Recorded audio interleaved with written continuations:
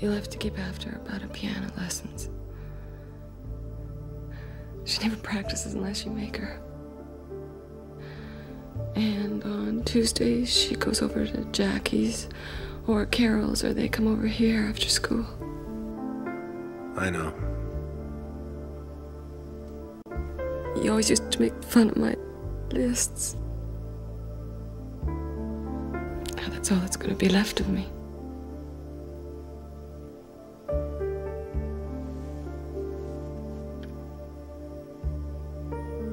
I love you so damn much, Nikki. Always and always. Isn't that what we used to say? What we still say. Is that you, honey?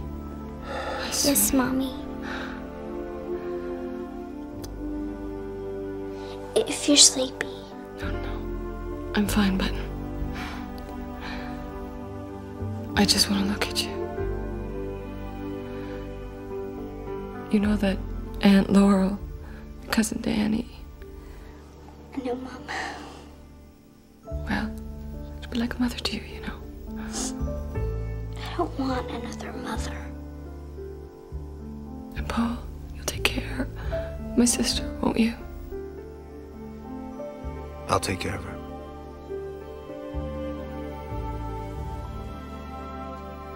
Mommy, I love you. I love you, Mommy.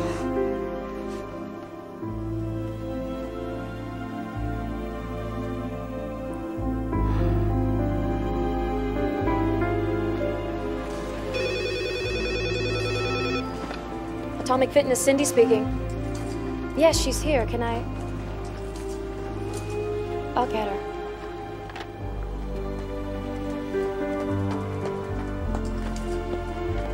Did you go see that doctor? Laurel? What? Your sister.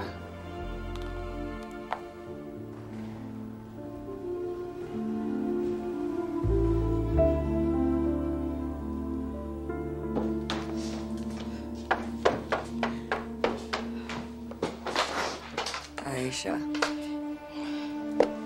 He's in the living room. She went quietly, Mrs. Vega. I'm so sorry. Oh, God.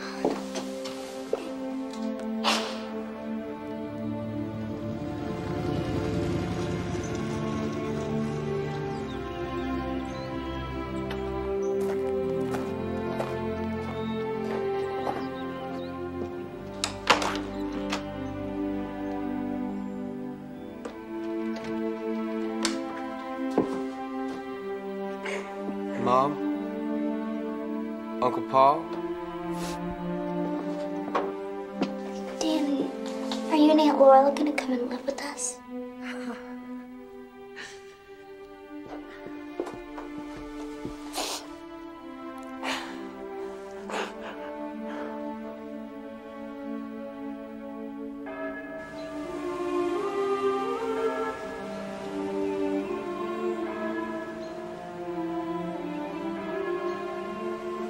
Our sister Nicole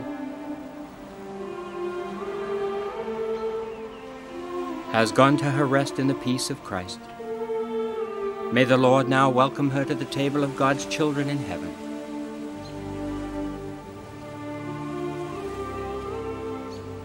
With faith and hope in eternal life, let us now assist her with our prayers.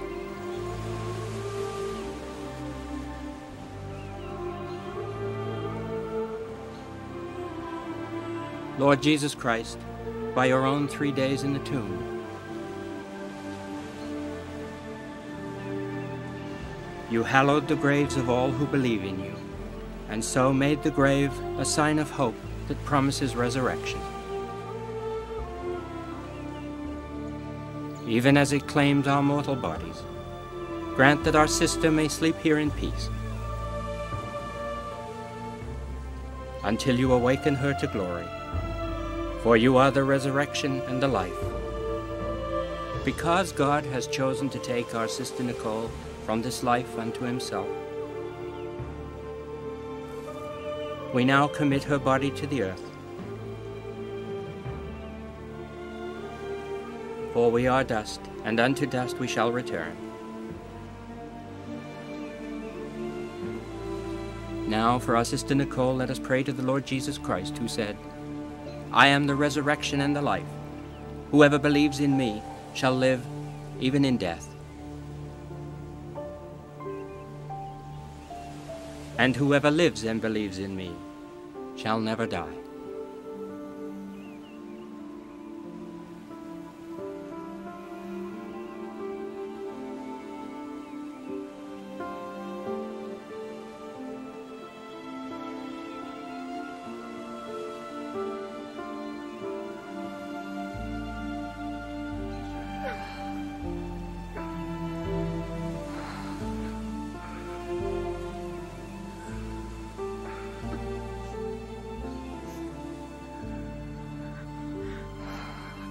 Mom, come on. It's all right. It's all right. I don't want you here. Get out. Out! Laurel, come Get on. out! She was my sister-in-law. Where do you get the call? All right. It's all right. Okay. Please Settle just down. make it. Paulie, I'm sorry. Look, I just came here to pay my respects. I didn't mean this to happen. What do you respect? All right. Get out. You're insane. Get out of here. Stop it. Stop it. Stop it. All right, I'm going. Paulie, I'm sorry. I'm sorry.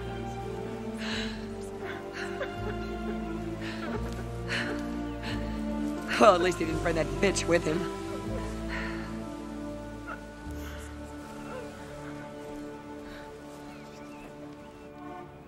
Sorry, I didn't get the question.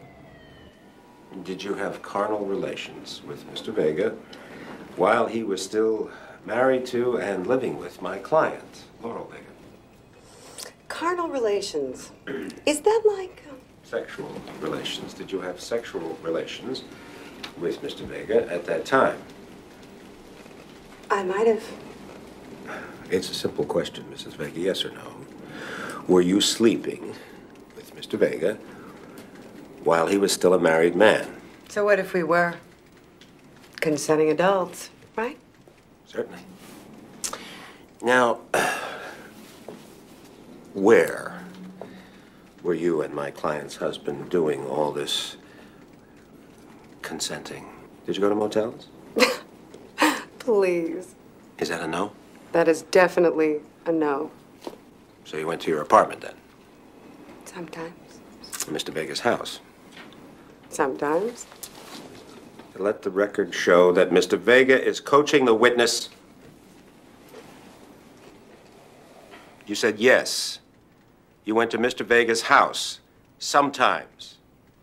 Where was Mr. Vega's son while you were doing this consenting in his home? His son? Yes, his son, Danny. I believe he's the subject of this custody hearing. Come on, Paulie, we all know what this is about. Where was Danny? How would I know? He wasn't in the room. Well, I guess we should be grateful for that. Hey, come on. I'm not the kid's mother. And you are not going to be. I want that outburst on the record. It will show on the record. I understand that you're not his mother, Mrs. Vega. What I don't understand is why you think you're fit to be his stepmother when you and Mr. Vega were apparently so busy with your consenting that you didn't even know where the boy was.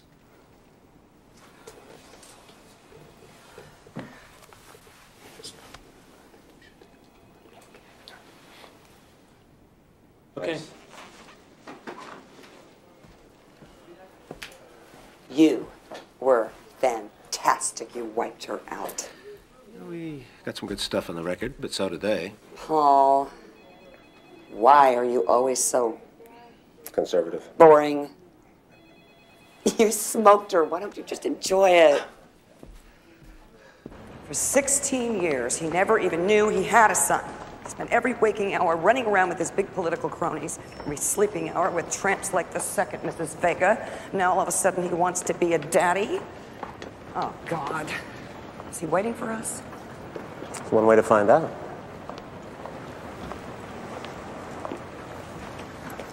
Talk to you for a minute? Sure. You'll excuse me, I'll just... Let's get realistic here, Paulie.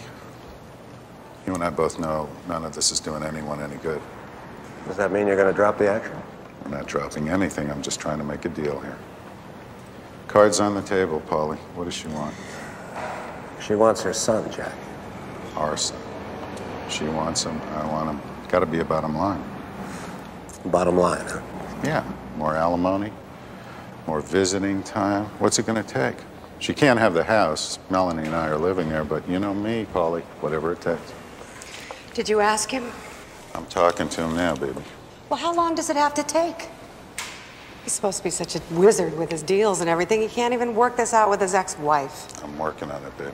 Well, the reason he's not having too much success, Mrs. Vega, is because it's tough to negotiate with a mother about giving up her child. If you'll excuse me. Look, I know he's her kid, and I'm sure she wants what's best for him. But we can give him so much more than she can. Well, that's a good point.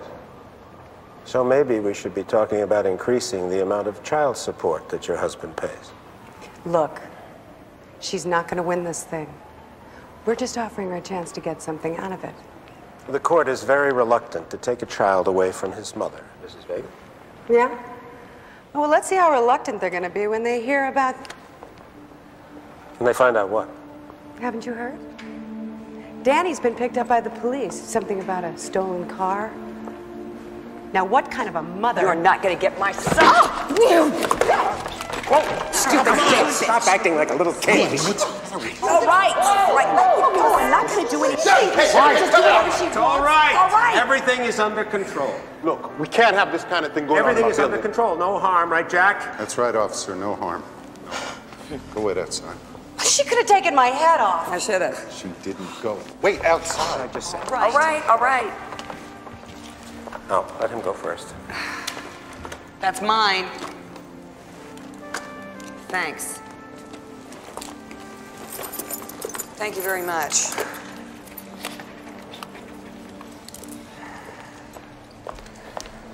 Thank you.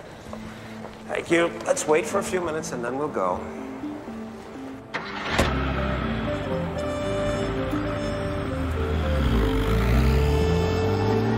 If I'd just gotten her 2 inches high. Hey, it's not funny, all right? All right, maybe it's a little funny, but it's not smart. They can use this crap against you, okay? Lighten up, Paul. If you can't hit someone like that, who can you hit? We have more depositions tomorrow, right? Yep. You mind dropping me at home? What do you mean dropping you off? We gotta talk.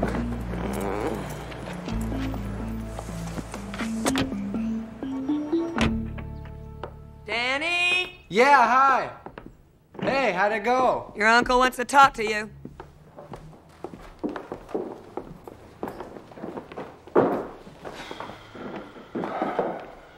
What's this about you being picked up in a stolen car? It wasn't stolen. What was it? Well, they didn't have permission. It was just... It was stolen. The cops gonna charge you? I don't know. I don't think so. No, of course not, because your old man's gonna get it fixed, right?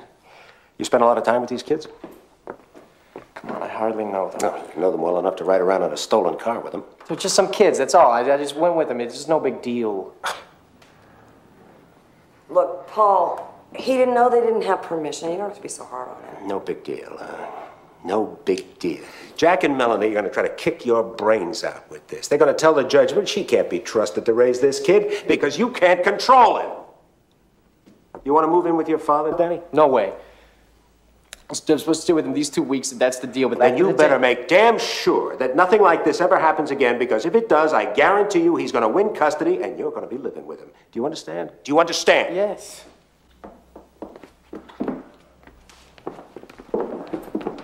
You really think they're going to make a big issue out of this?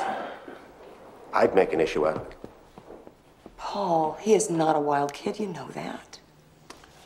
I thought I knew it. I gotta go. You want to stay? Have some dinner?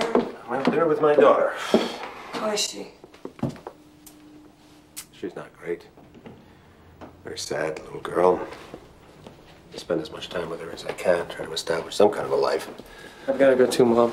Hey, I'm not going to work this out with Dad. I got to have dinner with him and Melanie. Well, okay, so it's cottage cheese and a pint of butterscotch Ripple for me, I guess. Bye. Bye-bye.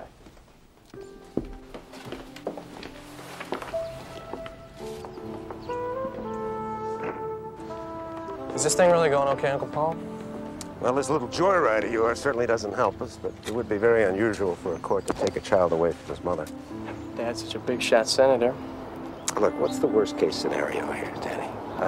I mean, you move in with him for what, 18 months or so, then you go off to college? Look, I'm living with him when I have to. It's Christmas, a little bit of the summer, yeah, okay, but I'm not gonna live with him. I don't care what happens. You either win this thing or you don't, but I'm not gonna live with him, Paul.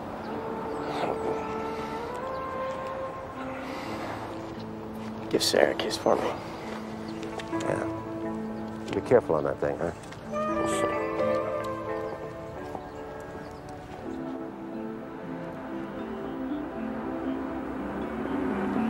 Aisha, hi, it's me. Listen, have you given Sarah her dinner yet? No, that's great. Look, I got one more stop to make, and then I'll be home, and I'd love to have dinner with her. Yeah, if she gets hungry, let her have I was just going to say that. Let her have an apple. Let me talk to her. Hey, Pumpkin, guess who?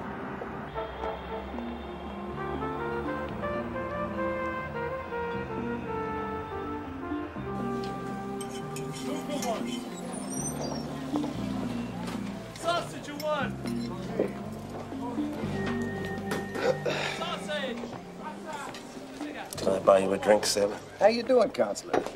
Terrific. We got two more of these, please. Listen, I need a favor. My nephew Danny got busted on a car thing with a bunch of kids. It's already taken care of. Your brother-in-law got more suck than you got. Ex-brother-in-law. Yeah, I know he's fixed it, but what about the records? Are there any records on this? Sure, there's the incident report. Incident report. Can you make it go away? Oh, here's the deal. Nikki's sister loses points for letting this happen, okay? And Jack scores points for cleaning it up. It never happened. You're a good man. You can have both of these, all right? Hey. Thanks very much. Always a pleasure. Who's gonna pay for this? You're paying for it. Otherwise, it's bribery, right? Yeah.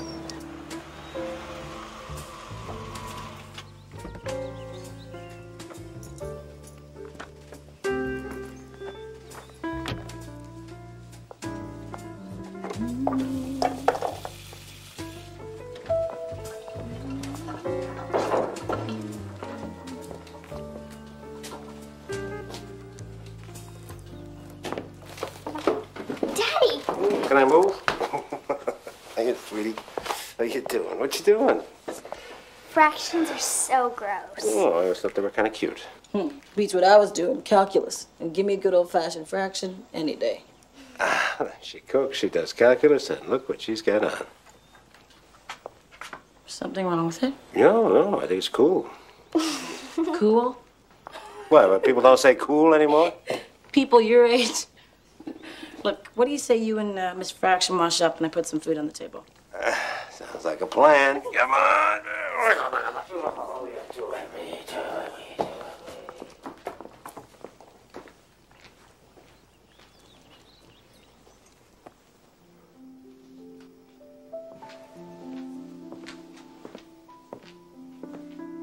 Sleep tight, sweetheart. Could you leave it on? I got a better idea. Why don't I just hang out for a while?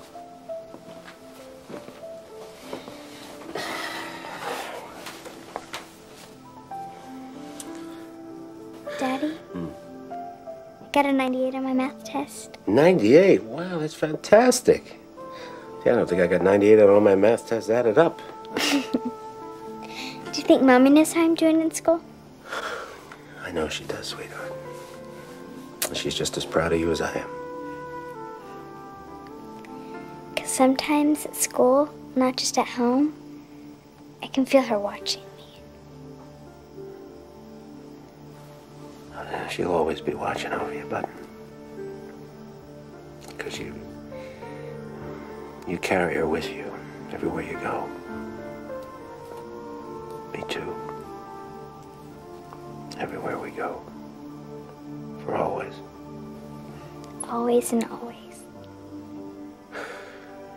Yeah. Go to sleep. Okay, good night.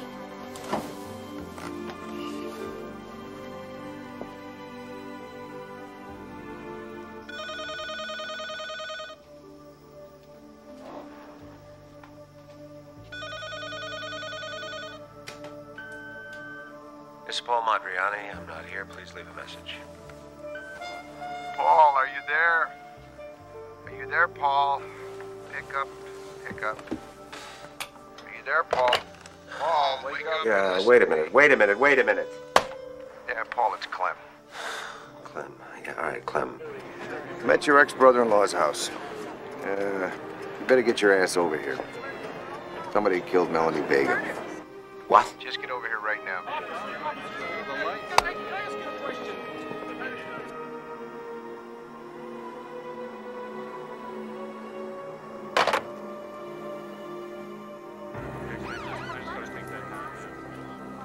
One time was that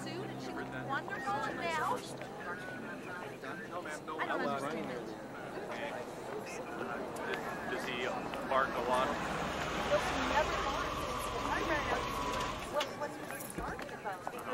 Hey, I'm sorry, sir. You can't park here. This area's closed down. Clem, talk. All right, Frank, put him through. What happened? Melanie Vega, one shot between the eyes. Hey, where's your sister-in-law? Laurel? What about Laurel? No one seems to be able to find her. Wait a minute. Why would anybody want to find Laurel? Come on, Paul. If you caught this call, who would you be looking for? Oh, come on. Paul Madriani, Dana. Oh, hey, how you doing? What are you doing here? The Fed's involved in this thing, too? No. I live a couple blocks over. What's your connection with this? Jack Vega is my ex-brother-in-law. His wife is the one who was shot, his second wife. Someone was shot? Do you know if they're dead? Yeah, I guess they are. It's Mrs. Vega.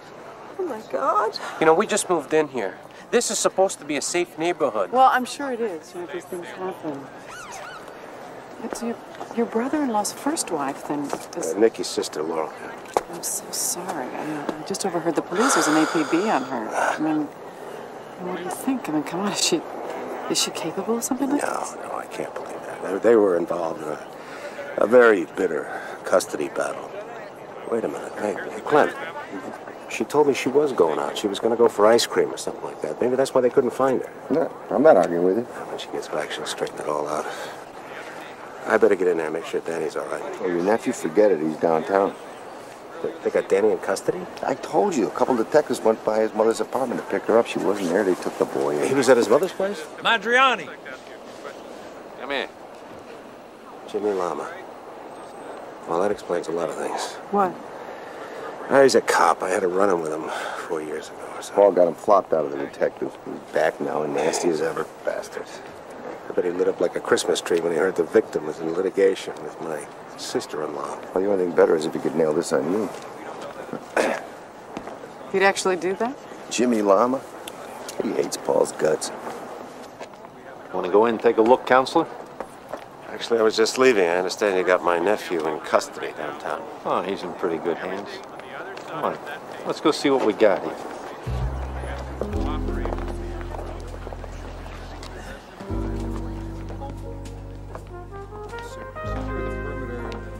Nice house. Follow me, counselor. Be best if your client turns herself in. Look, if she knows anything, she'll cooperate in any way she can. We're not talking witness here. We're talking prime, grade A, #1 suspect. Wait. You've had the case, what, an hour now? 2, going on 3. Wow. I bet you left no stone unturned, right, Lama?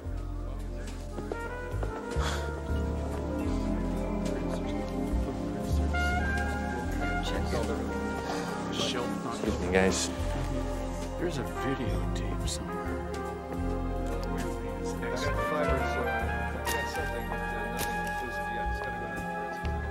Taking a bath. Pretty, huh? Except for that bullet hole in her head.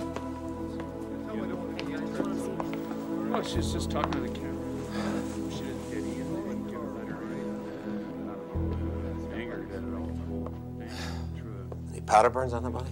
Don't know yet, counselor. Any sign of a struggle? Don't know yet. Why are you so sure it was Laurel? It was her, all right, counselor.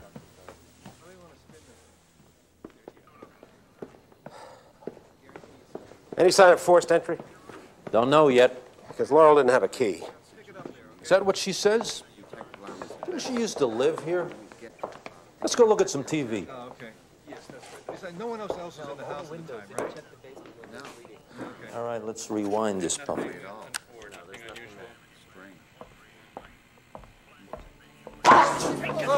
She comes into my house and kills my wife. Senator.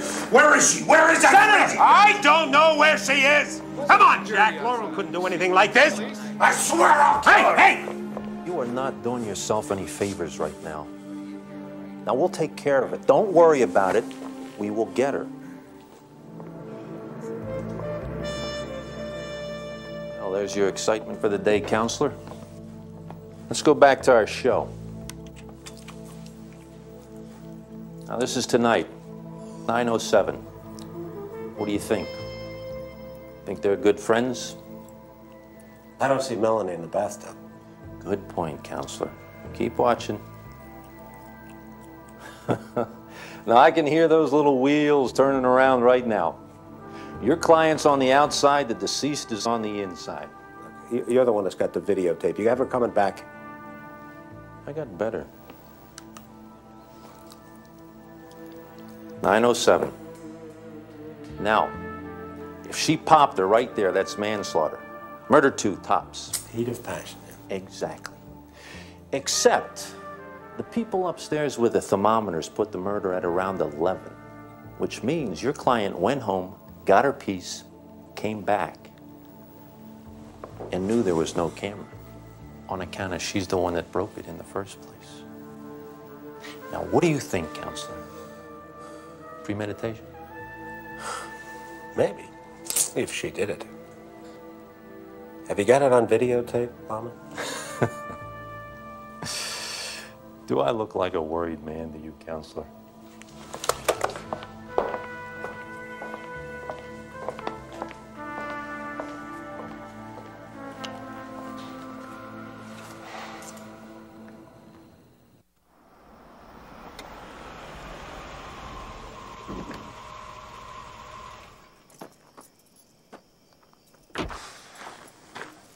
Uncle Paul. Danny, thank God. I went to the police station. I went to your mom's place. Where have you been? Just riding around. Have you seen my mom? No, have you? The cops are looking for her. I know. Come on inside. They said my mom shot Melanie. That's why we got to talk to her, Danny. She couldn't do anything like that, Uncle Paul. Look, I'm sure if we just talk to her, we get the whole thing cleared up, you know? What's gonna happen to her? Come on, Uncle Paul, I'm not a kid. What's gonna happen to her? So far, they're just assuming things, you know. If they dig up some evidence, if they think they've got a case, they can put her on trial. She couldn't do it. She couldn't have done that. She couldn't. So how come you were at your mom's? Well, I went to Dad's for dinner, and then he went out, so I split. She wasn't home when you got there? No, I haven't seen her. And the cops are knocking at the door. You got no idea where she went? She was just gone. She didn't leave you a note? She didn't know I was coming back. Now, you'd tell me if you knew anything, Danny, wouldn't you? Sure.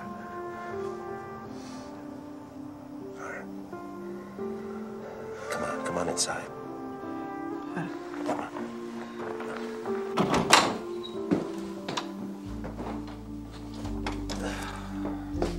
Just see what you can find, Danny. I'll be right back.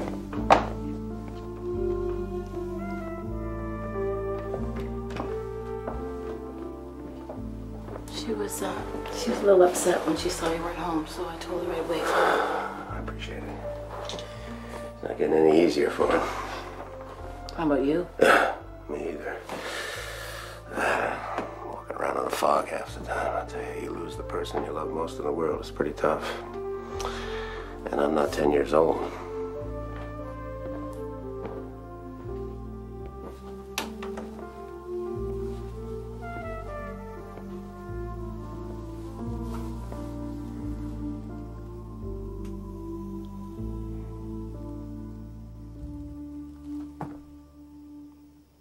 Let me get this straight, Mr. Madriani.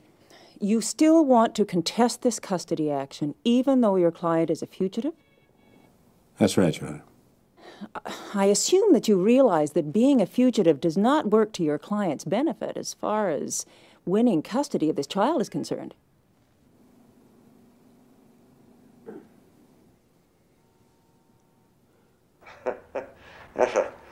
That's a hell of a family you married into, boy chick.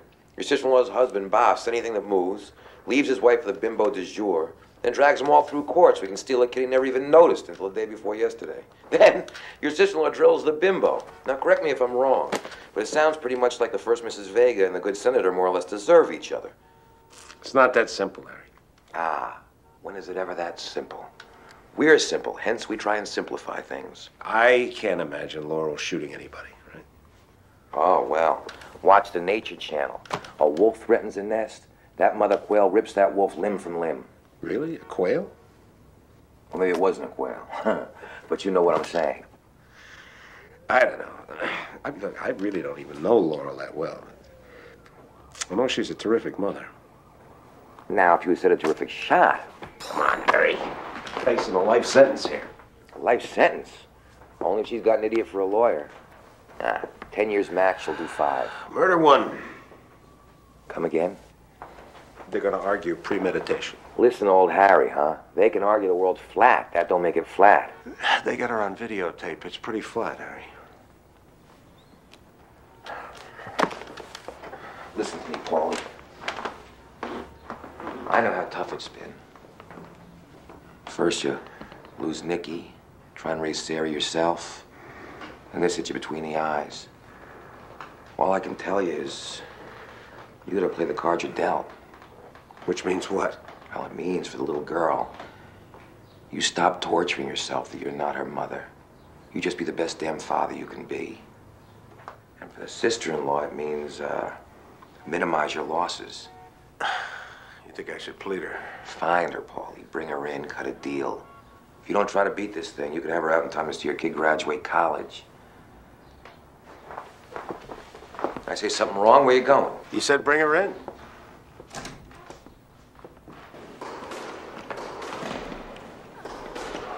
You got no idea where she might have gone. Well, no, we're not that close. I mean, she's the manager and all. It's not like we hung out.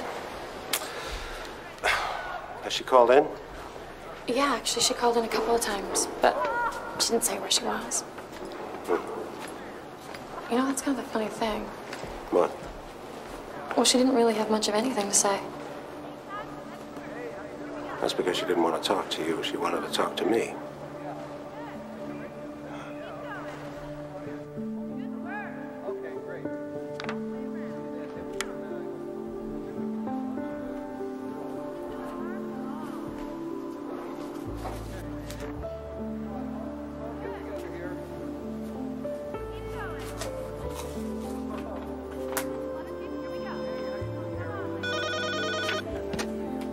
Atomic Fitness. Cindy? She's in class now. Can I tell her who called? Hold on. She won't give her name.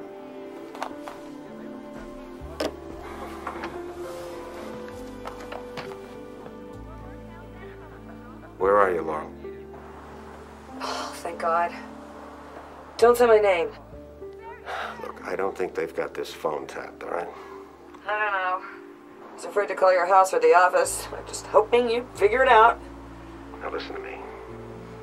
You've got to turn yourself in. Where's Danny? Danny stayed with me last night. I'm sure Jack's gonna want him home tonight. Wait, Paul. I don't want him there. You have no choice in the matter. Do you understand? Now look, I'm going to arrange for you to surrender. After that, we can talk about it. Listen to me, Paul. I don't want him staying there. Take him to the airport. There's a reservation. I'll have someone meet him. Are you crazy? Absolutely not. I'm not going to do anything like that. You're just gonna let Jack have him? How can you do that? Because Jack is his father. You want to fight that? You come back here and you turn yourself in. Do you understand? I can't.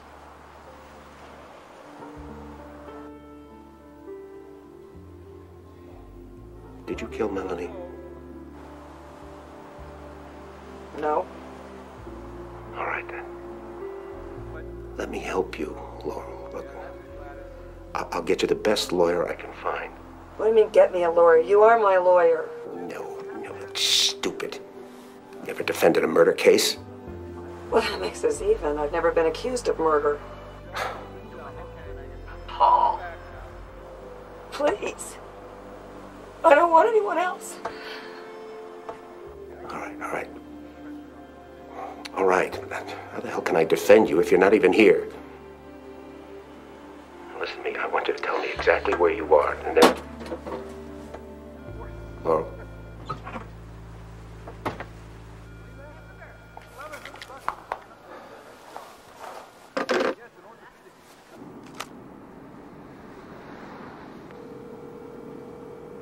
Miss Beaumont. Paulie, it's Jack. I've got to see you. I'll be in my office all day.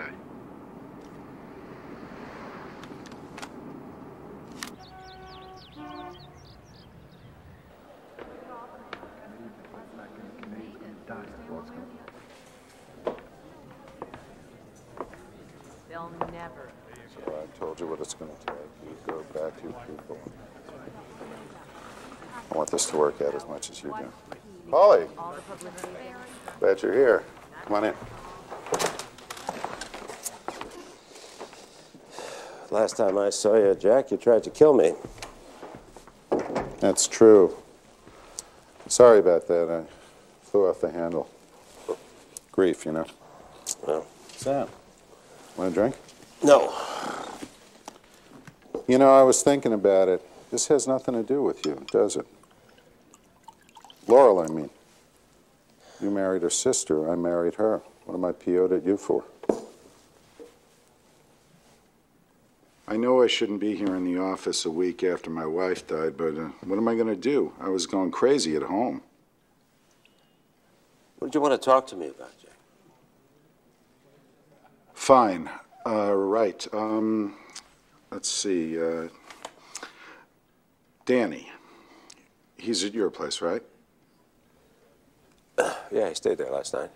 Good. Good. I'm glad he had someone he could turn to.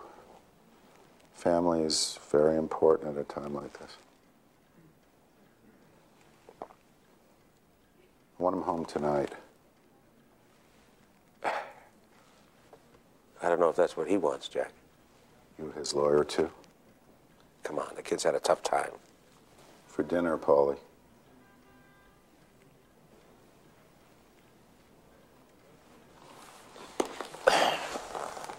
I told him he could have dinner with Sarah. Fine. No problem. You guys have a nice dinner. Then just drive him by afterward.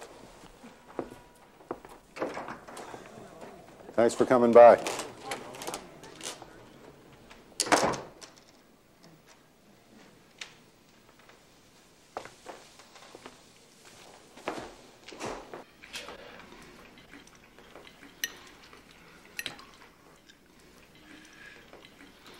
Talked to your father today.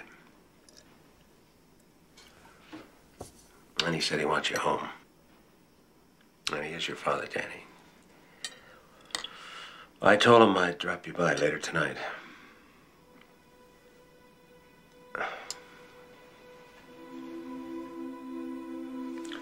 Excuse me.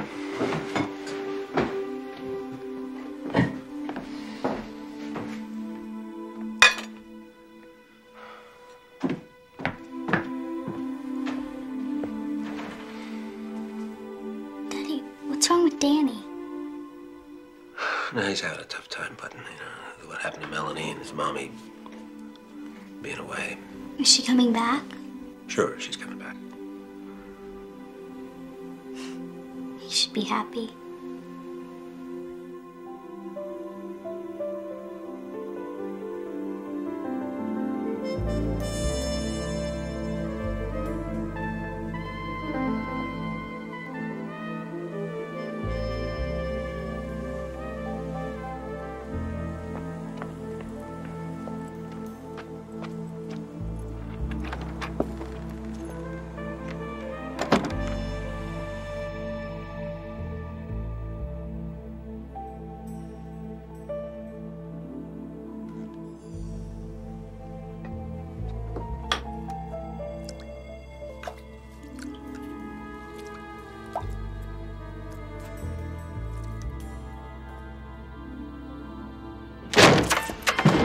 Hold it right there. Get down! Get down!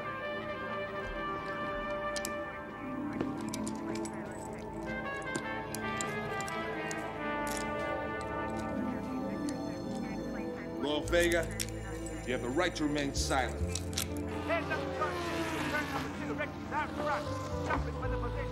Look, Danny, it's not like we have much choice in this situation. I know you don't get along very well with your father.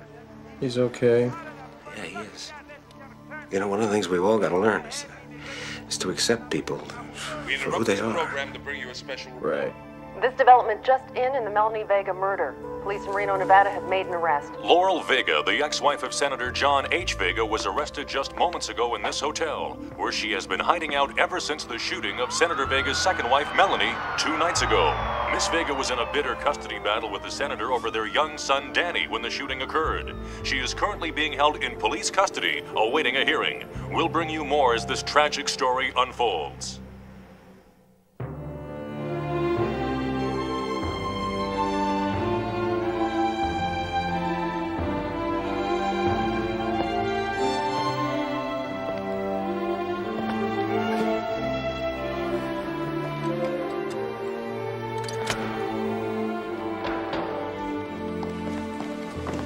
Hey.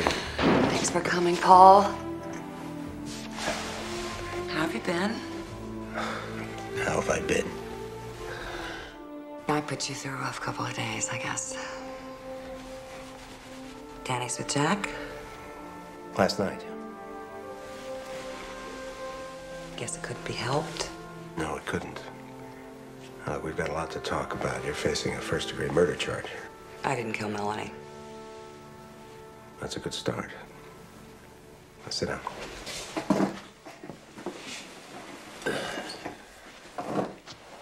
I have a friend who'll take Danny. I can make all the arrangements from here. Forget about it, Laurel. It's not even on the table. I don't want him in that house. You should have thought about that before you... I told you I didn't kill her. Fine. Let's get started on this, all right? You don't believe me, do you?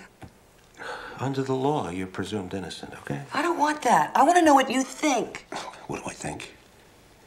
They've got you on videotape having an argument with Melanie right there in front of the house. They got you on videotape destroying the security camera, and then you disappear. You take off for Reno in the middle of the night. What do I think?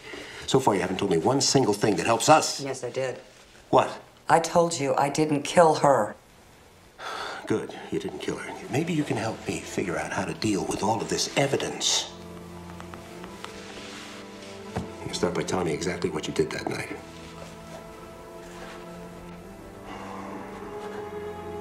I went to her house. We talked. Okay, argued. Then I left. That's the whole story. The whole story? That's not even the first page, and you left. Where did you go when you left? Why did you go to Reno? I'm tired, Paul. If that's not good enough, I'm sorry.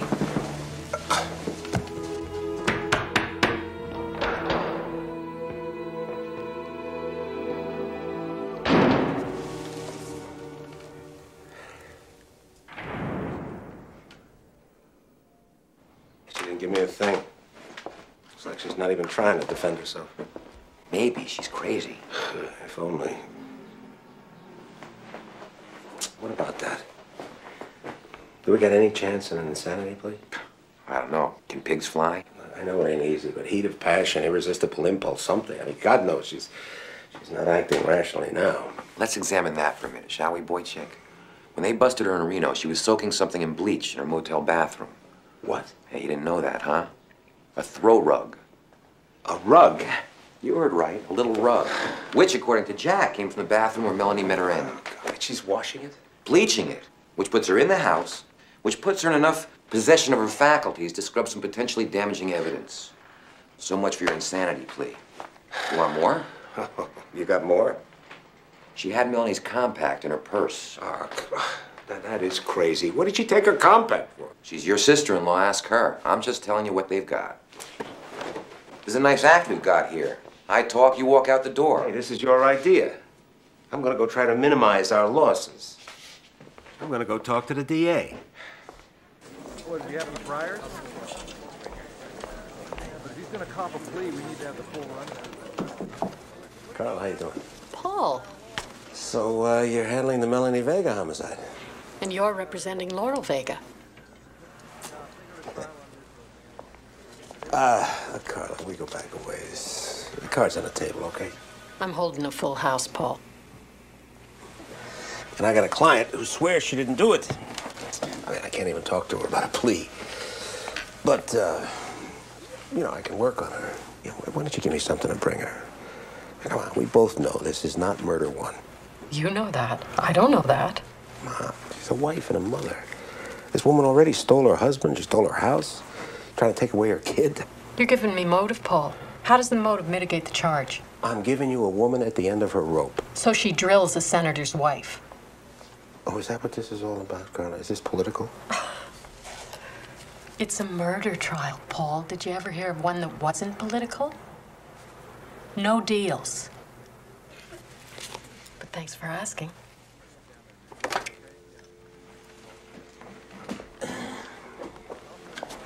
See you in court.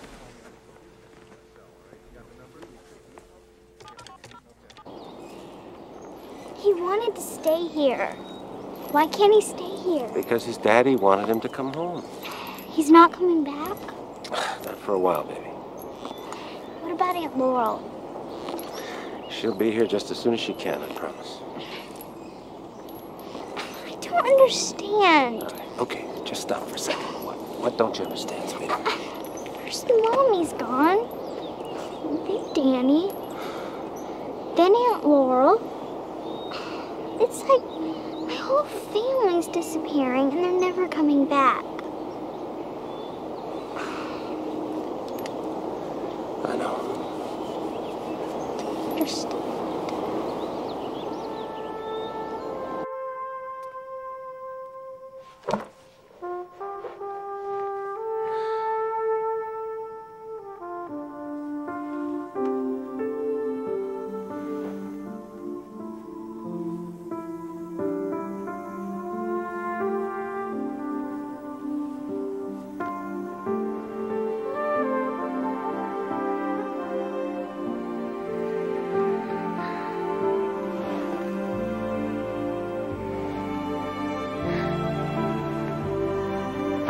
Nicky.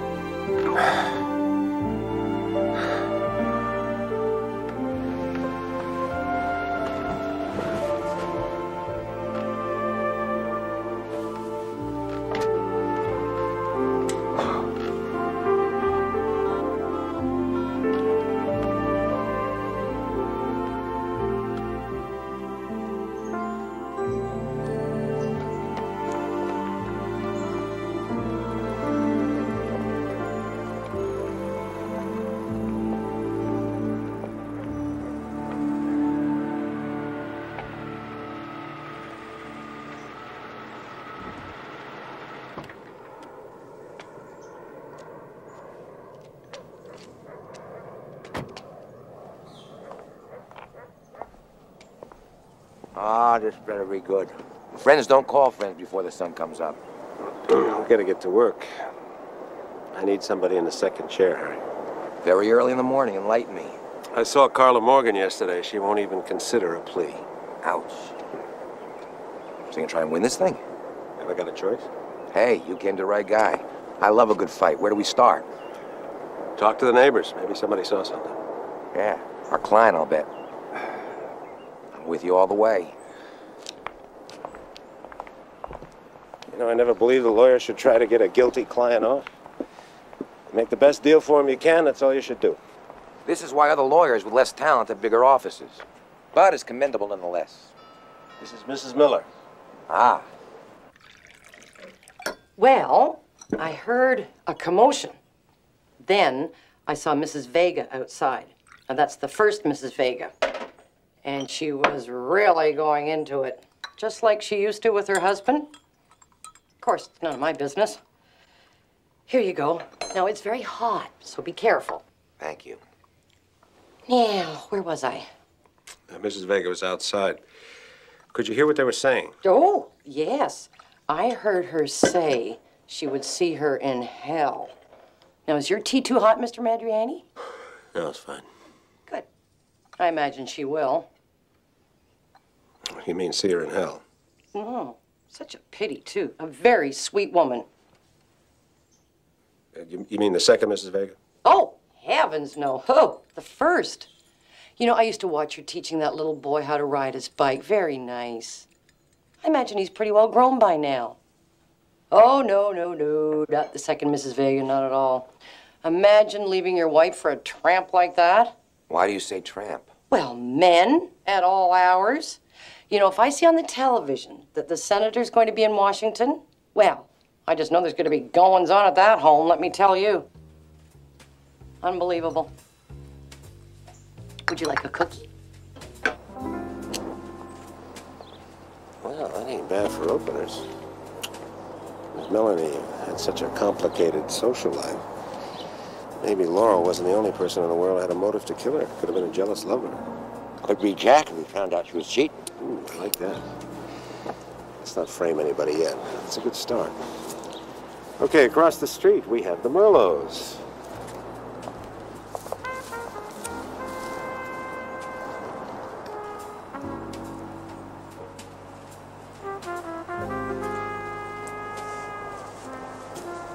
You know, I tried a case, must have been 12 years ago. About the only defense I had was that there were other suspects the police hadn't told the jury about. Did it work? No. But they were out 3 days before they convicted. Nobody's home. Just slip your card under the door.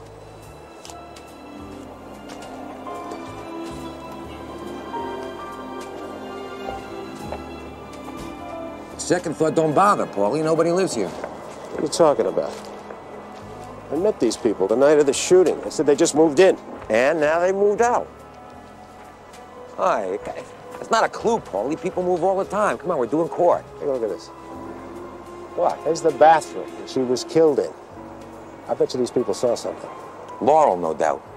You mean they were so terrified of Laurel, they moved out of a house they just moved into. Besides, Laurel's in custody, right? So where are they? Where are they? I don't know.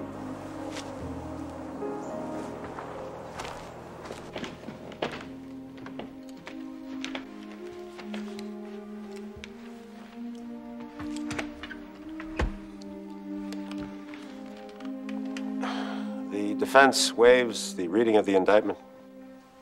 The indictment has been amended, Your Honor. I think we'd better read it. What do you mean amended? If you let her read it, Mr. Madriani, we'll find out. If it's all right with Mr. Madriani, I will just give him the highlights. In the court of et cetera, city, county, count one. That on the night of July 18th, 1996, Laurel Thompson Vega did shoot and kill Melanie Johnson Vega with malice, aforethought, in full knowledge of the consequences, et cetera, et cetera. Let's see. Okay, count two. Why are there two counts? It's probably a weapons charge. May I continue, Your Honor? That on the night of July 18th, 1996, Laurel Thompson Vega did unlawfully take the life of John Doe. Wait, what are you talking about? Melanie Vega was 5 months pregnant, Mr. Madriani. A legally viable fetus. Under the circumstances, Your Honor, multiple murder, the state will be asking for the death penalty.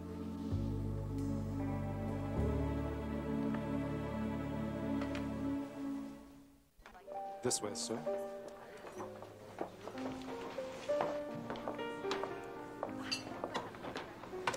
Hi. Hi. I'm so glad you called.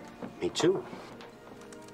Well, I always suspected you federal types lived high on the hog. Oh, no. No, this place is a legacy from my ex-husband. He knew all the best places to spend his daddy's money. Obviously, he was a man of very good taste. Thank you, Henry. We won't be ordering yet. Thanks.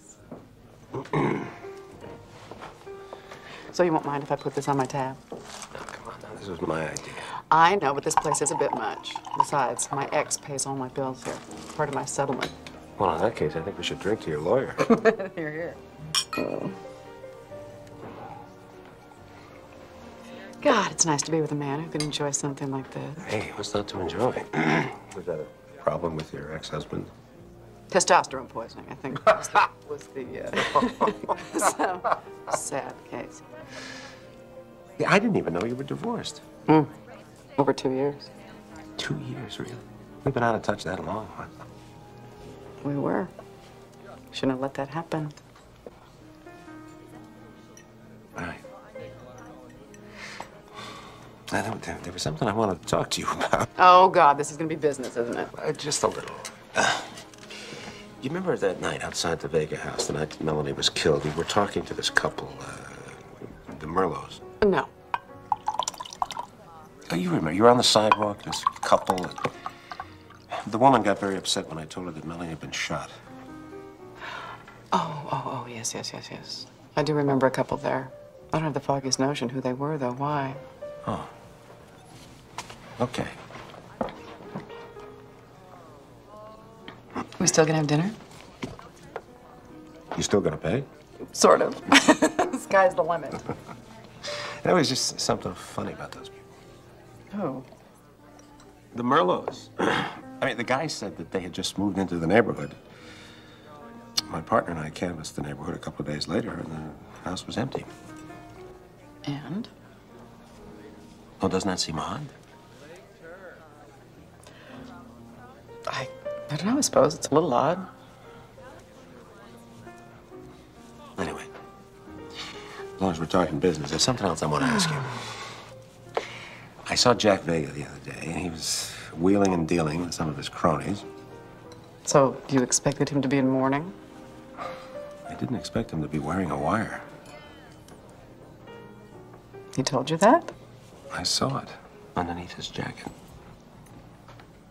I mean, let's face it, he's a senator. If he was wearing a wire, he had to be doing it for your people. Makes sense. You don't know anything about it. You think you could find out? I'll ask. I can't promise I can tell you anything if I find out. I mean, is there a reason you need to know? I'm just looking for reasons why somebody wanted to kill someone in the Vega house. I mean, if Jack was wearing a wire, that means he was cooperating in some kind of investigation. There's probably somebody out there who doesn't like the idea of being cooperated against. I'll see what I can find out. Okay.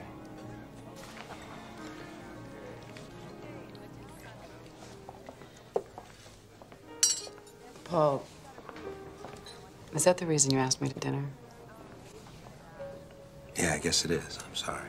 No, don't apologize, please. It's my fault. I just assumed that, hoped that it was something a little more social. I'm making a big fool out of myself, aren't I? Well, maybe just a No, little. thank you. It's very nice. I like it. To tell you the truth, the idea of something more social crossed my mind, too. More than once. But I just don't think I'm ready for anything like that. I mean, it hasn't even been a year since Nikki died. I know. I'm so sorry. How you doing? You know, we were married for 14 years. Seems like a long time, doesn't it? But it's not. It's not long enough.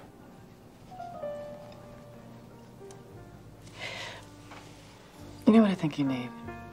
What? Champagne. And what do you think? 2 straws?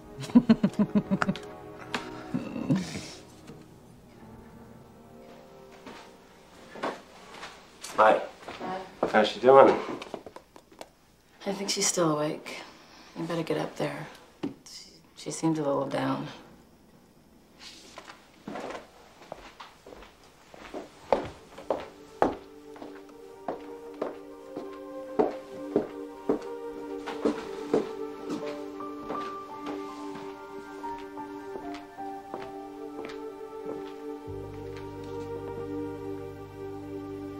Still awake? Mm-hmm. Aisha says you're having a tough time. A little. Want to talk about it? Not really. I think we should talk about it.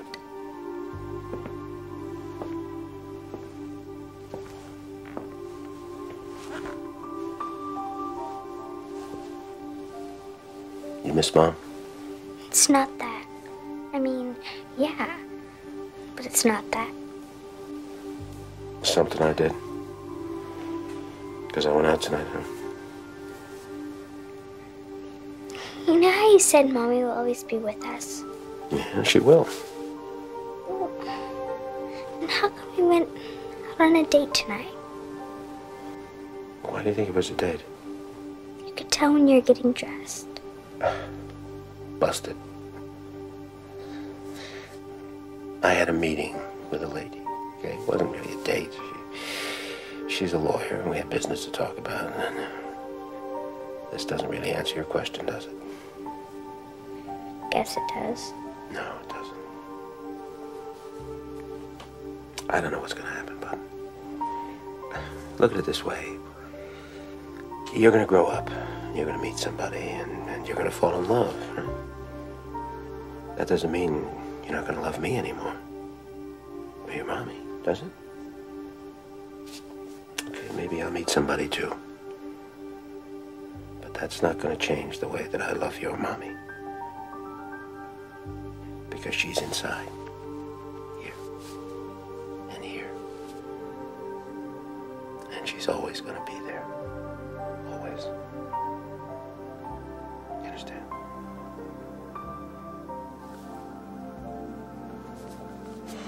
Anyway, nothing like that's happened yet. Okay? And if it does, you'll be the first person I'll tell. Kiss you. Good night. Good night, sweetheart.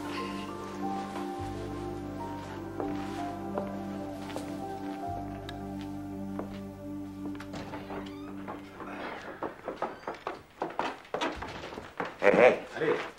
You may have a bum for a client, but you have one hell of a partner. Oh, yeah, what do you got? Mr. and Mrs. Merlo, the mystery neighbors, mystery number one. Why are they able to move out so easily? Answer, they never bought the house. They were renting.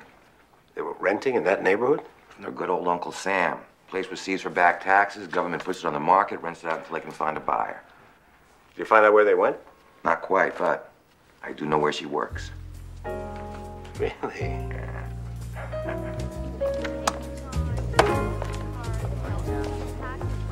The more I think about this, the less sense it makes. I told you you didn't have to come. You miss this excitement?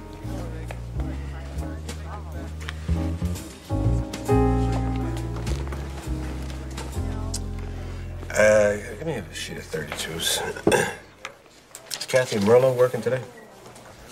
Kathy doesn't work here anymore. She's what? Are you a friend of hers or something? I'm a lawyer. She's not in any trouble. I just want to talk to her.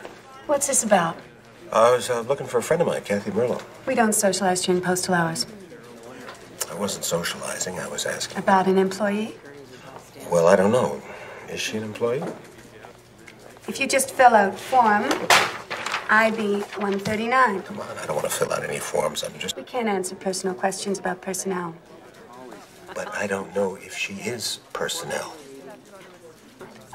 In that case, you would fill out form QB 1139. Telling you that girl knows something about Kathy Merlo. She'd have told us, too, if the supervisor doesn't stick her nose in there. So what? If you find Kathy Merlo, and if she saw anything, she's going to tell you she saw Laurel. What the hell good does that do us? You know, you're a great help to me, Harry. I don't know what I'd do without you. I'm trying to help you, Paulie. You're in a street fight here. When you're in a street fight, the other guy's got bigger muscles. What do? You run away. No, you fight dirty. Meaning in this case, you don't spin your wheels looking for witnesses who could have seen the killing. Because what they would have seen is your client. So what do I look for? Anything rotten you can find on Melanie Vega. When you can't try the facts, try the victim. I'm not ready to do that, okay? Well, call me when you are ready. You're wasting my time, Paulie.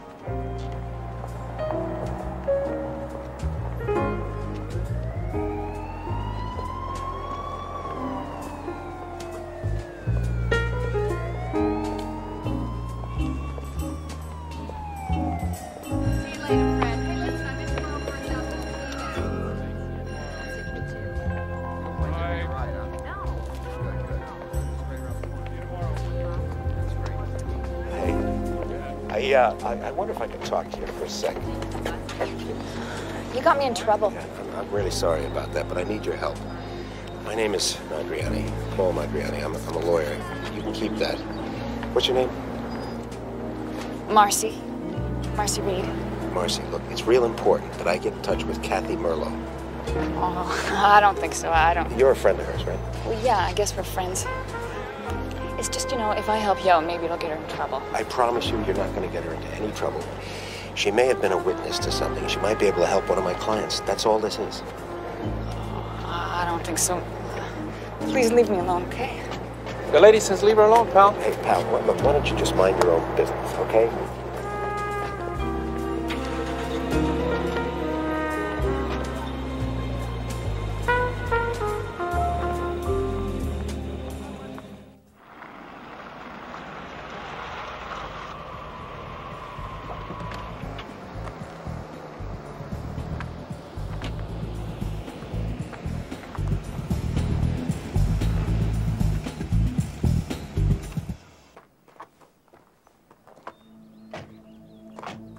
Hey, mister. Tell Denehy Vega to come out. Gotta talk to him. Danny's not here. Don't give me this crap, pal. He's not here, okay? Tell him to get out of the way. You get that kid out here, or you stay. He's got some of mine, and I want it back. I can't do anything about that. Now listen to me. Whoever told you that Denehy Vega is here is misinformed. Misinformed. Did you get that? We were misinformed. Well, you are going to be unformed unless... Everything all right, Mr. Madriani?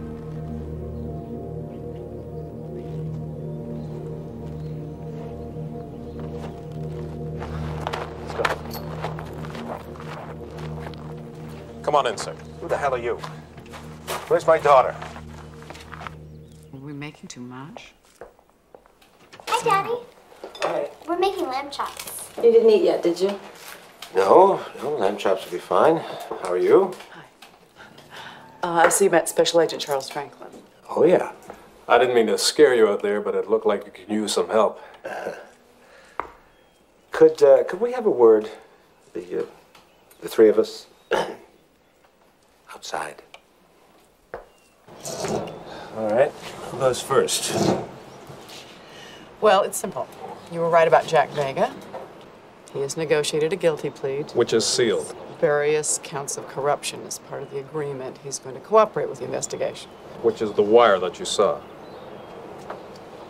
Okay, here's the tricky part. Who is he cooperating against? Sorry, that would compromise an ongoing investigation. Well, then we have a problem, don't we? See, obviously, whoever Jack Vega is cooperating against is a pretty damn good suspect in the murder of Melanie Vega. I need to know who that is. Paul, we would help you with that if we could. If I have to, I'll go to the judge for an order. In that case, we would deny everything, including this meeting tonight. Is that right? You a lawyer, Mr. Franklin? Yes, I am. Well, good. Then you understand that I can subpoena your ass. I can put you on the stand as a witness. I can ask you a bunch of direct questions. Now tell me, are you prepared to perjure yourself to protect this scuzzball? Paul. Paul. All right. Here is the best that we can do. We will do everything in our power to tie this thing up before your trial is over. If you can get the charges against Jack unsealed by then, is that good enough for you? You mean I get to tell the jury that Jack Vega is a crook? Well, thank you very much. They know that already, okay? No, that's not good enough. Now listen to me. Laurel Vega's on trial for her life. I'm going to do whatever I have to do to defend her. Do you understand? You go back. You talk to whoever's running this little dog and pony show of yours, and you tell him I need some names.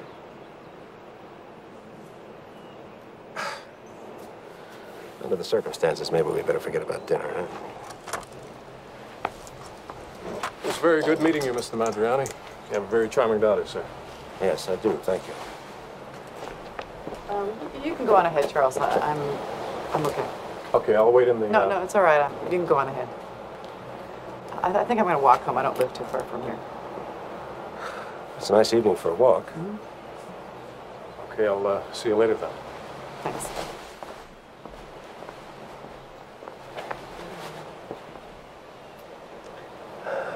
beautiful here. Yeah, we've been very happy here. Your daughter is so sweet. Yeah, she's great. She's getting a lot of compliments these days, too. Well, please apologize to her. Sure. We had fun.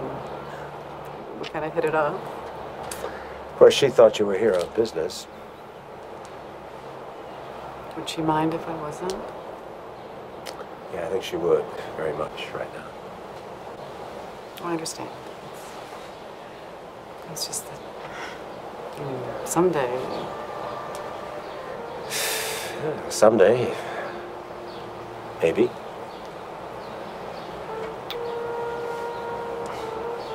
I'm not asking for a wedding ring, you know.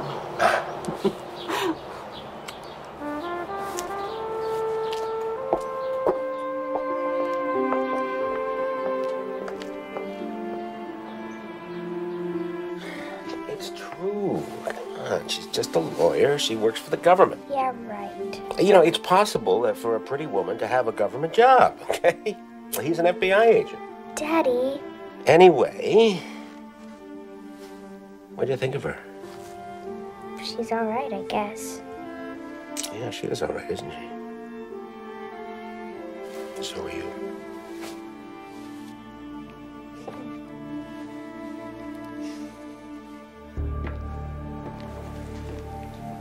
I think the person you should be looking at is Jack. All right, let's look at him. Jack kills Melanie. What's his motive? Jealousy, isn't that a motive? Always has been. We got a neighbor who says Melanie was fooling around, right? But there's no way to prove that Jack knew about it. Of course he knew she was pregnant. So? Jack had a vasectomy 12 years ago. So he could play around more. I wasn't supposed to know. Wow. Yeah. But these days, I mean, you can have that reversed, can't you? Jack, are you kidding? So Melanie gets pregnant. Jack knows the baby's not his. Mm-hmm. You think he could do something like that? You thought I could? I don't know what he could do. But you knew there was going to be trouble. That's why you wanted Danny out of the house, right? Leave Danny out of this. Come on now. He must have known something was going on. Kids always do. I said leave him out of it, Paul. Okay. We're off to a great start here. Well, one thing I gotta do is I gotta track down those neighbors. What neighbors? The Merlots, the people next door. They moved out right after the murder. Maybe they saw something. I'm sure they didn't. I think what you should do is just concentrate on I want Jack. to concentrate on Jack, but there's something fishy about those people. No, there isn't. Look, I don't want you wasting your time. You don't want me wasting my time, or you just don't want me to talk to them? Why wouldn't you want me to talk to a potential witness, Laurel? You son of a bitch. You still don't believe me. You think that I killed her? I am trying to find out what I'm up against here. What the hell are you defending me for if you don't know what you're up against? What is this, some damn favor for Nikki? Laurel, I'm doing the best I can here. Just get out. I'm gonna get another lawyer. Are you crazy? You think you're gonna do any better with a stranger? And how the hell are you gonna pay him? Get out. All right. I will get out.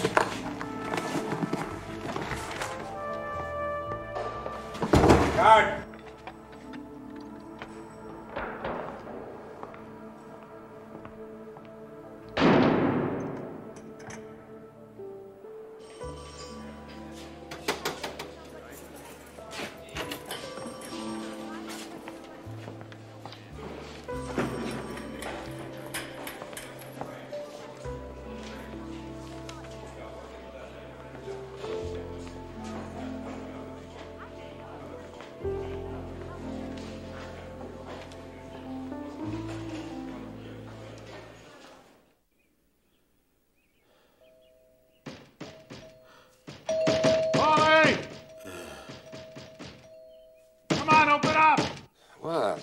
What? I'm coming. Go! Hey! Open the door! All right. I'm coming. Come on! Coming! Where the hell is he? Where's who? Danny! What'd you do with him? He's not here. Oh, come on! I left Danny! at your place 2 days ago. I haven't seen him. Be quiet. Well, he's not at my house, so where the hell is he? Where he is, Jack. Calm down. Now, come on. No, Laurel set this up, but she's in jail. She couldn't have done it. It has to be you. I don't know what Danny! Jack! Danny! He's He's not here. Jack, I'm telling you, he's not here. Yeah, well, I just want to see for myself, Paulie, all right? Don't call me Paulie, all right? My name is Paul. Call me Paul. Where are you going? Stay out of there. That's Nikki's room. Jack, knock it off. Daddy, what's going on? Daddy! Uncle Jack! What's going on? It's okay, Sarah. Go back to sleep. Daddy, are you okay? Turd. It's okay. It's okay. Everything's fine. Don't worry. What happened?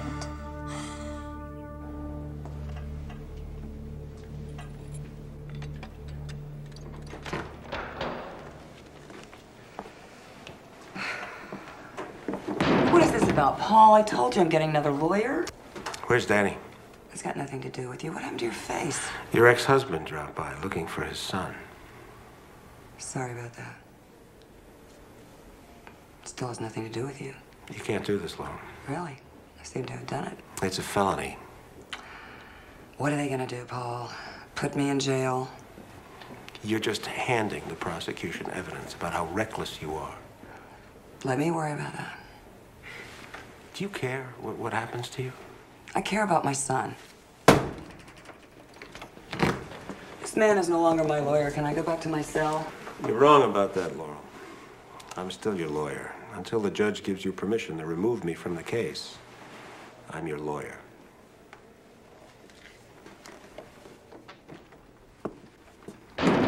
It's a trick, Your Honor. What kind of trick? They are stalling for time. She is going to ask for more time to prepare with a new lawyer. Is that the case, Mrs. Vega? I don't care. Do it whenever you want. You support this petition, Mr. Madriani? Come on, she's not gonna fire him. He's her brother-in-law. Mr. Madriani?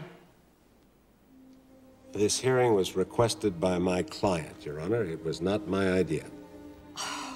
Please. They are not even good actors. I can see right through this. I don't know what is going on here, but I object. That's enough, Miss Morgan. Mrs. Vega, this is a very serious step. You're going to have to convince this court that it makes sense for you to discharge your attorney at this stage. Can you tell us why you're dissatisfied with him? I don't trust him. I have no confidence in him. Are those reasons enough? Ever since Nikki died, I feel like I'm losing my grip, my grasp. It's not just a figure of speech. I mean, I reach out for something. It's just not there anymore. Like Nikki. Like Nikki, like my nephew, Danny. He's disappeared, like this case that's disappeared, like my daughter finds me lying there. Knock it off. Can't even defend myself against a couple of adolescent punks without the FBI stuff. I said knock it off. Just stop talking a second and listen to me. First of all, since you're into this self-pity thing, forgot to mention getting beaten up by a windbag like Jack Vega. I'll give you 12 seconds to contemplate how truly pathetic that is, and you get off this kick. It's not a kick, Harry. It's not a kick. I feel like I'm falling apart. Do you hold Sarah when she cries? Of course I do. All right, you're doing everything a father could do. And there were 3 of those punks. The only reason you got fired off the case is because your sister-in-law doesn't want to be helped. She doesn't want to be helped because she can't be helped. Oh, come on, I could have what? You're a damn good lawyer. You found a potential witness when nobody else would have bothered. Well, that scared the hell out of her. What does that tell you? I should have figured it out earlier. No. No, I'm telling you, there's something that we're missing here. You know? I don't know what it is, but the neighbors, the Merlots, they're not going to run away because they saw Laurel Vega standing there with a gun in her hand. I say you were a good lawyer. You're a great lawyer, Paulie. You care about this woman. She doesn't even care about herself. But that's another thing. Why doesn't she care about herself? I mean, she won't even let me help her. Why not? Paul, it's Dana. Hi. I heard what happened in court today. Ouch! What'd she do? Punch you for good measure? You had to run in with reality. Plus, he's turned the self-pity dial up full. Oh, Well, I'm here to offer my condolences. Paul, it's better somebody else handles this. This is not a winnable thing. You want to hear how screwed up I am? When I was handling the defense, I couldn't help thinking, well, what am I, crazy? She's guilty as hell, right? Now that I've been fired, I keep saying to myself, you know, I got a pretty good case here. Paul, you can't mean that. Look what we got. We got a senator who's ratting out all of his crooked friends to the feds. So? They send a hitman? What, are you saying it couldn't happen? All the time, Paul. All right, without that, you got Melanie cheating her brains out. She gets pregnant. Only her husband has had a vasectomy. Which gives you? It gives you a motive for murder. If he knew she was pregnant. We don't know that he did, do we? He knew. We've been tapping his phone. When the doctor called to tell Melanie that her pregnancy test was positive, she was out. Jack took the call.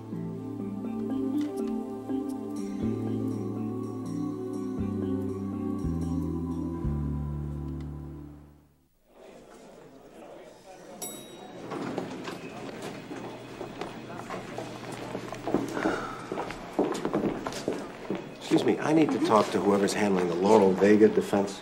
If you'll just have a seat, please.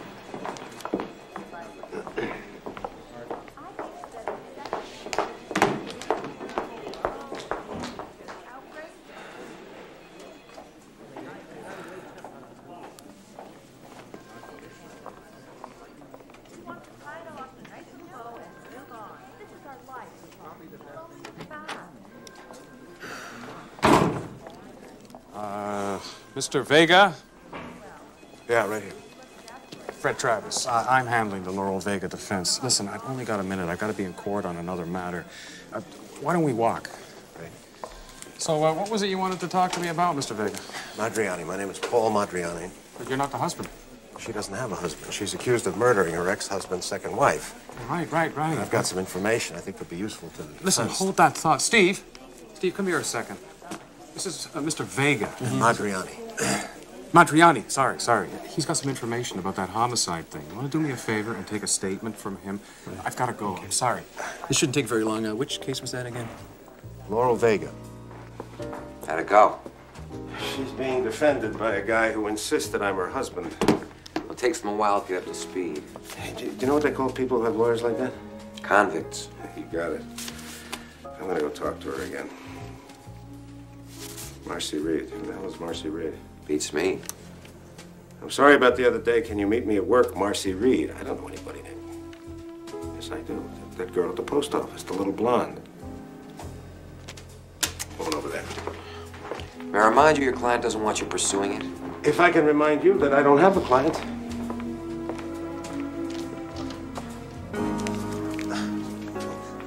I'm sorry. This is an emergency. Excuse me. Pardon me. Pardon me just a second. Miss Reed? Oh. Hi. I get off in half an hour. Okay, I'll wait for you.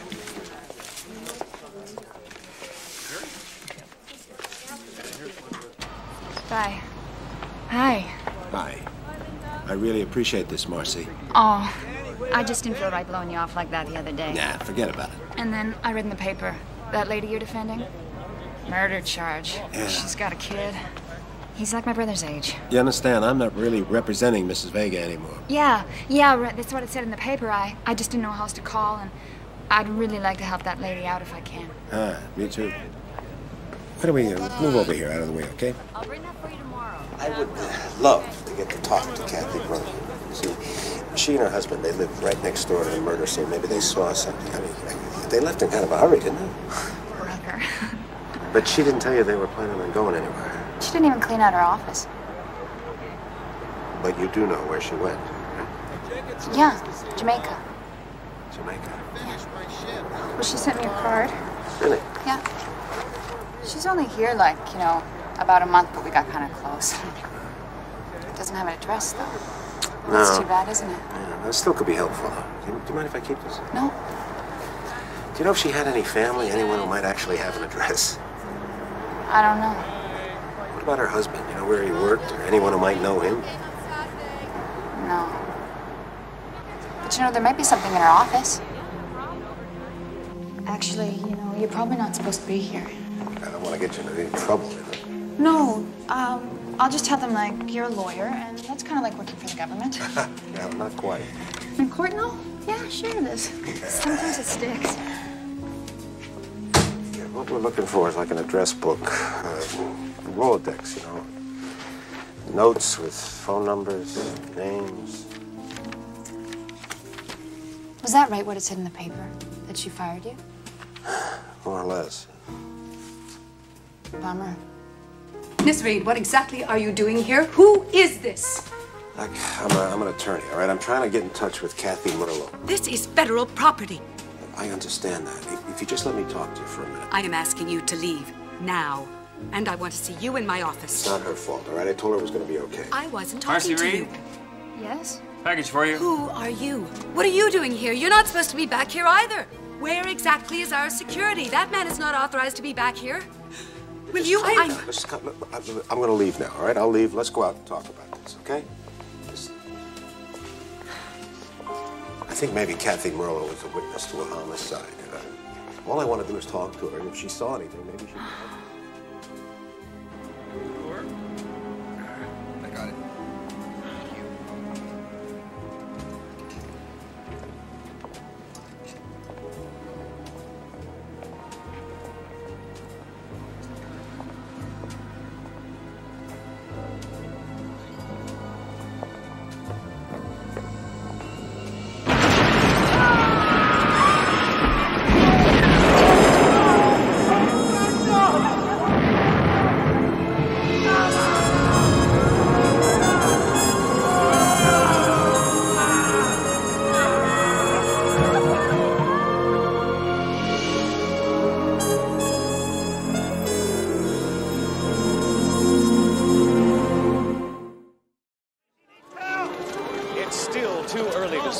The number of dead has already been placed at 12, and a source within the fire department here says that number is certain to go a lot higher. The only break we're getting is the walls are pretty thick, otherwise the whole thing would have come down.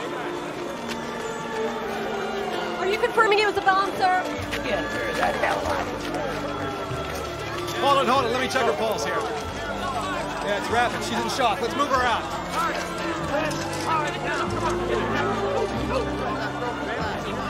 Let me give you a hand, bud.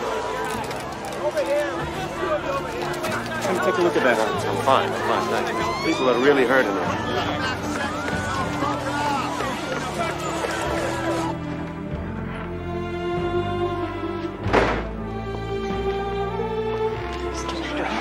Hold on my calls. What happened?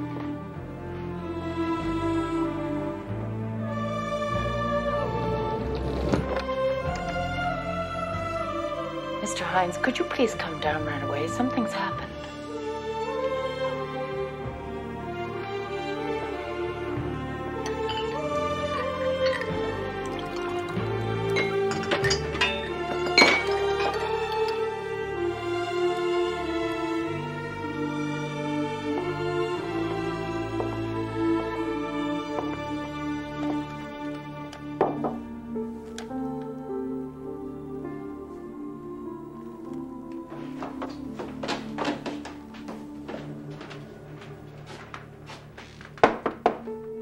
Paul, you in there?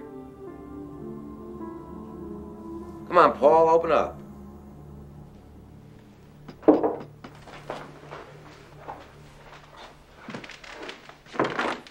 It's open.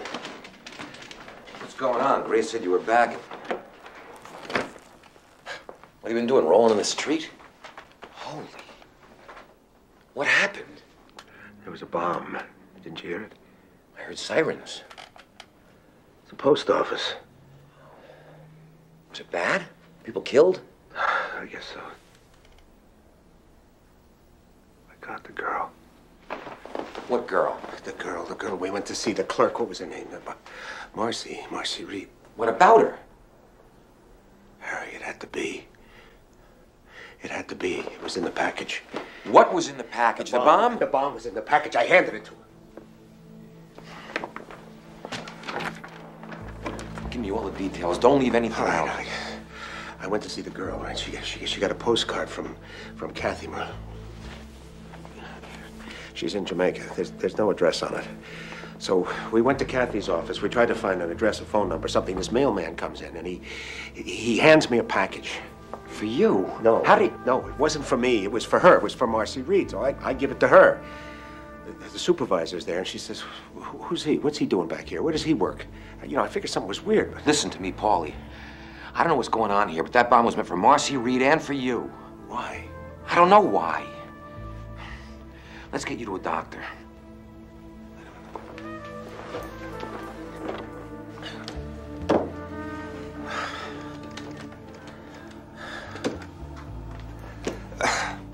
Yeah, Dana Colby. It's Paul. That's a good idea. You get the feds in it. You It's get in it. You important. I stay need out. to talk to her right now. Yeah. Listen, I need to talk to you right away. No, I don't want to see you there. Meet me in my place as soon as possible. Don't bring anybody with you. You understand? No agents, nobody. Okay. Bye.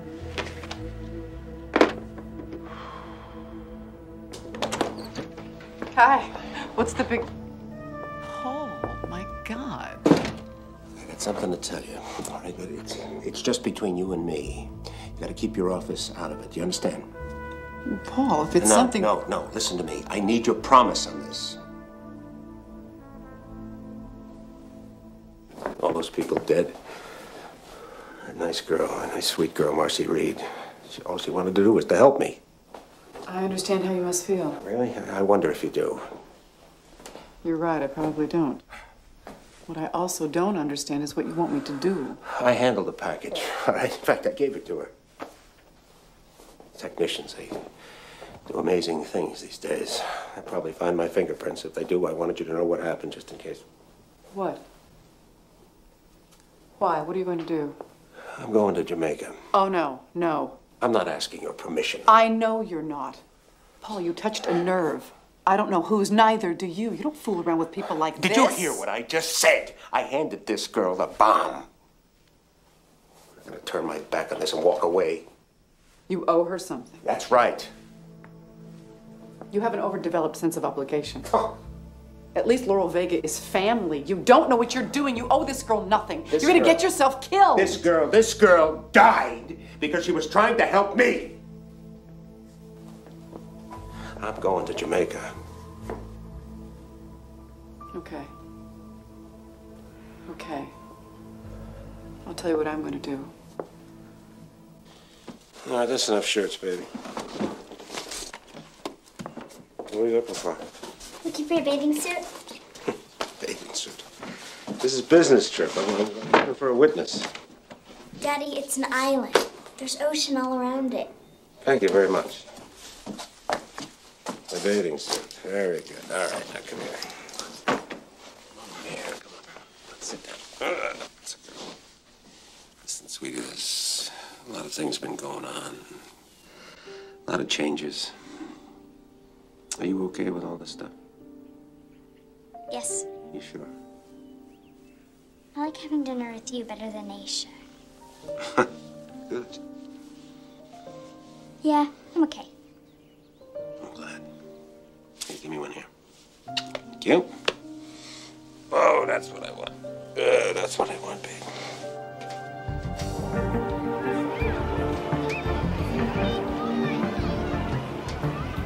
Thank you for flying tropical. Well, you might have a little trouble explaining this item on your expense account. As far as I'm concerned, you're an informant with information relevant to the bombing of a federal facility. I'm just doing my duty here. Welcome to Jamaica. Nice to see you folks again. What the hell are you doing here? Paul. I thought we had a deal. Paul! Look, do you really want to help us find Kathy Merleau, or do you just want to ease your conscience? We'll use local agents, Mr. Madriani. They're very discreet. All right, let's find her.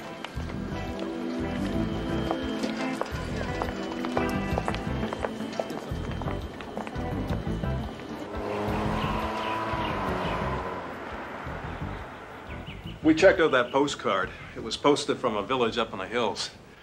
There's no one under the name of Kathy or George Merleau up there, but there was mail addressed to her held at the post office, which she picked up.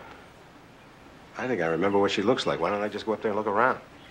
Oh, she knows what you look like, too. Exactly.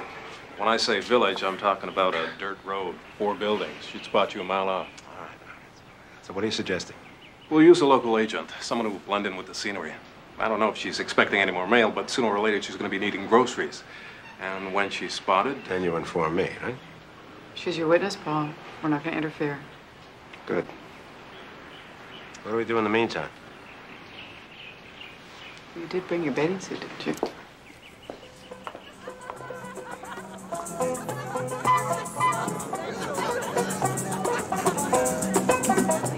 I am a born Jamaican, I love the sea, I love the sun, Lord, I love the stars. Yeah, the market will be right home, Jamaica.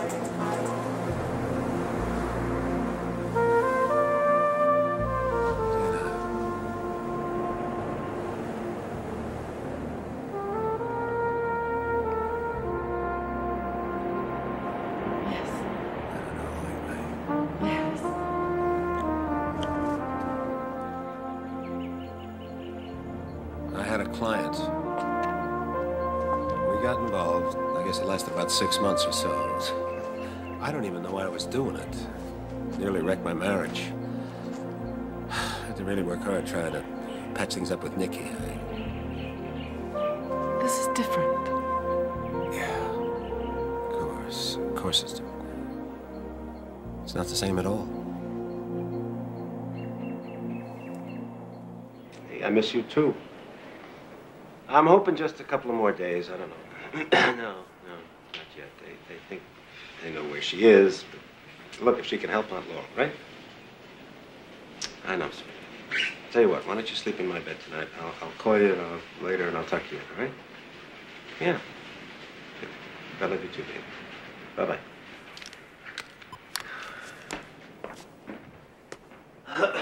Hey, I'll meet you in the lobby. Hey, 10 minutes. Run away. Okay.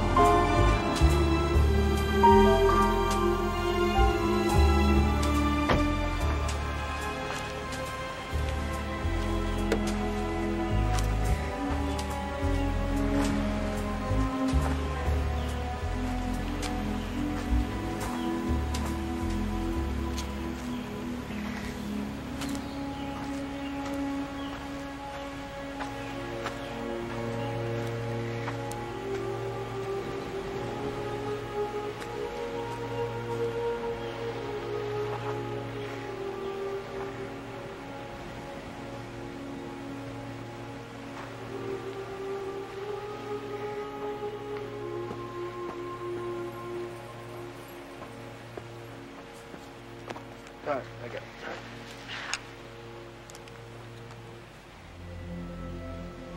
You're her. You're Kathy Merlo. What do you want with me? My name is Madriani. I'm a lawyer. I know who you are. Can't help you. You saw what happened that night, didn't you? Huh? I didn't. Come on, lady. You just moved into the house. You've been running ever since. You know what happened. I can't help you. I didn't see anything. Marcy Reed is dead. That's right. That's right. She tried to help me. Somebody sent her a bomb, okay? Go. Marcy is dead. Another woman is going to go to prison for the rest of her life for something she didn't do. Come on, lady. What kind of a person are you anyway? You've got no right at all. Look out! Go, go, go!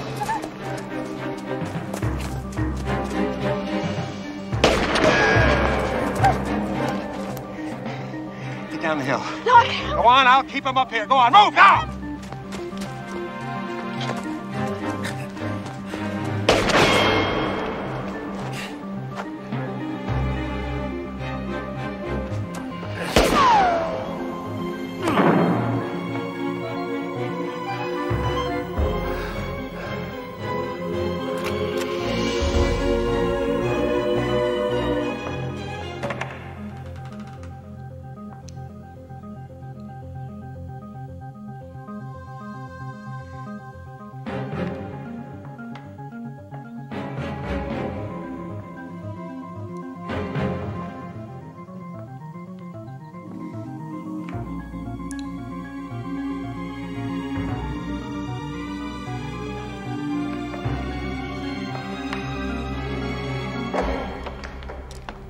Was the door open?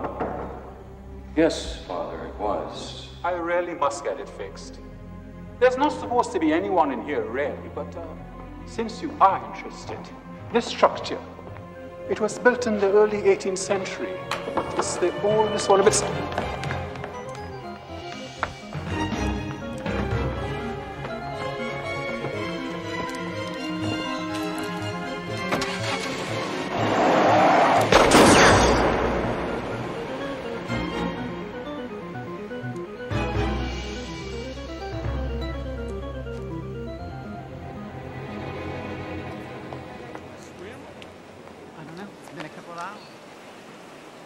Hi. Hey, what happened to you?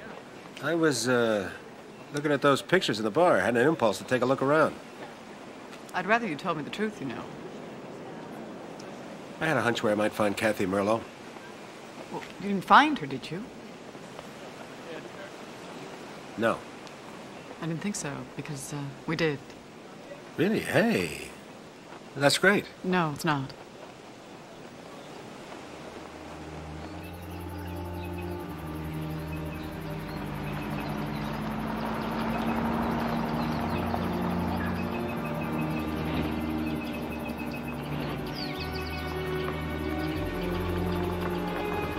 Keep that place secure.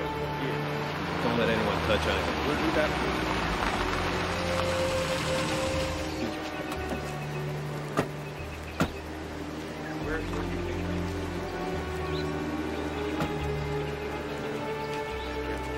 How's your stomach? What happened? Take a look.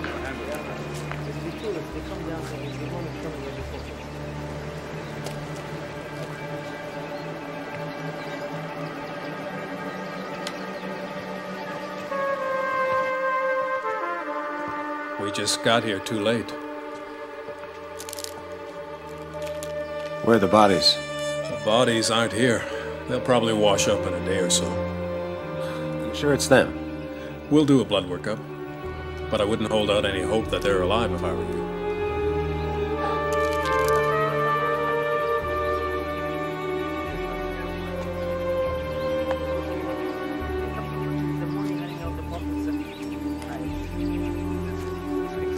I did see her today.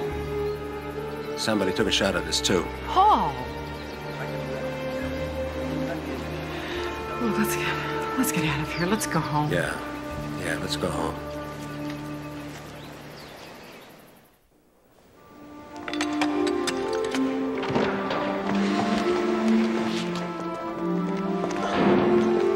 Just hear me out, Laurel.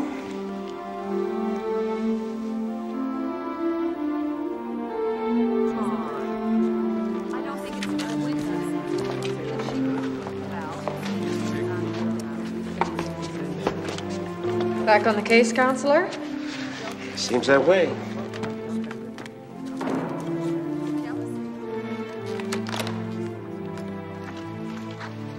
I take it you're back with us to stay, Mr. Medriani? That's right, Your Honor. Well, let's hope we don't have any more changes of heart.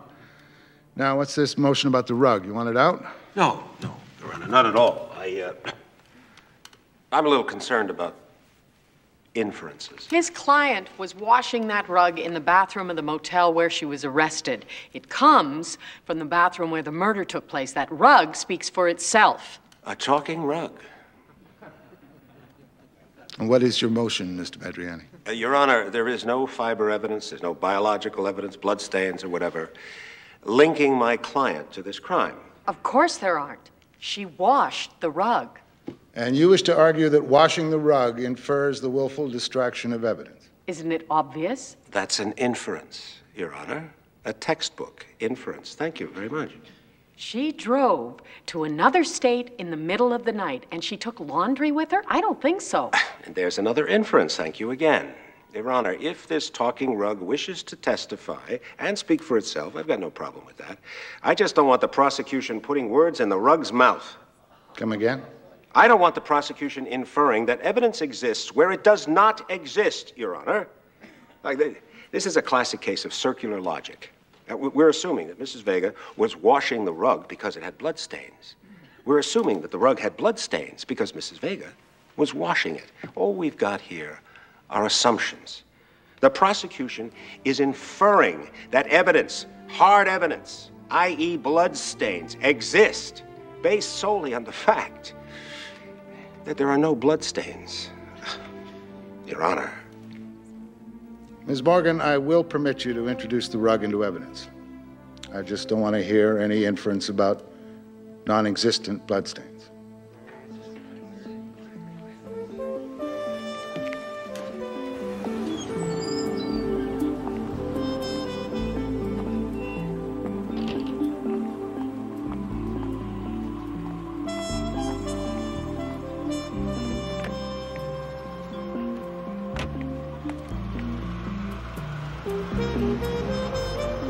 I can't be seen with you. Well, law of the jungle. When you're in court, counselor, that means the people who write my checks are trying to put your client away. I thought we were all engaged in a search for justice. Yeah, maybe when we were in junior high school. Listen, Clem, I need a favor. Oh, how much trouble am I going to get in? No, that's nothing. I want you to run some prints. Entire set of gorgeous prints. Dried paint, piece of cake. I'm sure the boys in the lab are really going to appreciate the quality of this. Well, we're going to have to sell him something. We're going to have to buy him something. A fifth of scotch usually does the trick. Can I ask whose prints these are? See, that's why I want you to run the prints, Claire, so you can tell me who they belong to, right? It's a lady, now deceased. That means dead. All right, wise guy, let me out here. I'll walk back. My mother always told me never accept a ride from a lawyer.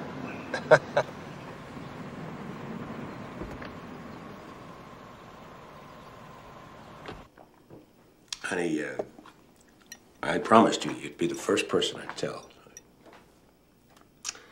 While I was in Jamaica, Dana Colby, you remember Dana from the U.S. Attorney's Office. Forget that she's from the U.S. Attorney's Office. This wasn't business. Well, she was there on business. You're going out with her? Yeah, I am.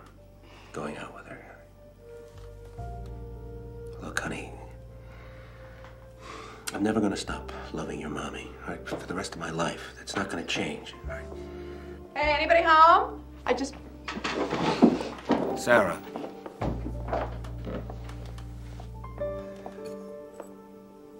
Huh, great timing.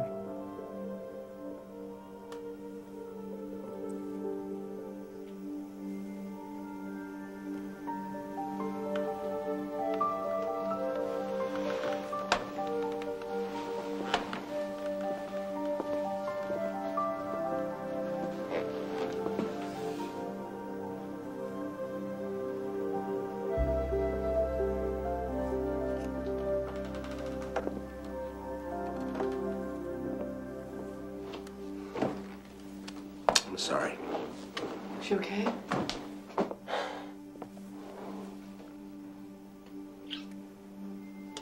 She's asleep. That's not what I asked. What's your legs? She's 10 years old. And she's lost her mother, and she's scared to death she's gonna lose me. You scared too? Maybe a little. Look, I think about you all the time, Dan. Good. I feel like I'm starting to need you. I don't know if I'm ready for that.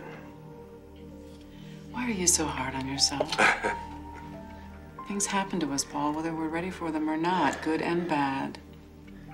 This is one of the good things. Yeah, you're right about that. Yeah. I have a present for you. Really? Mm-hmm. What could that be?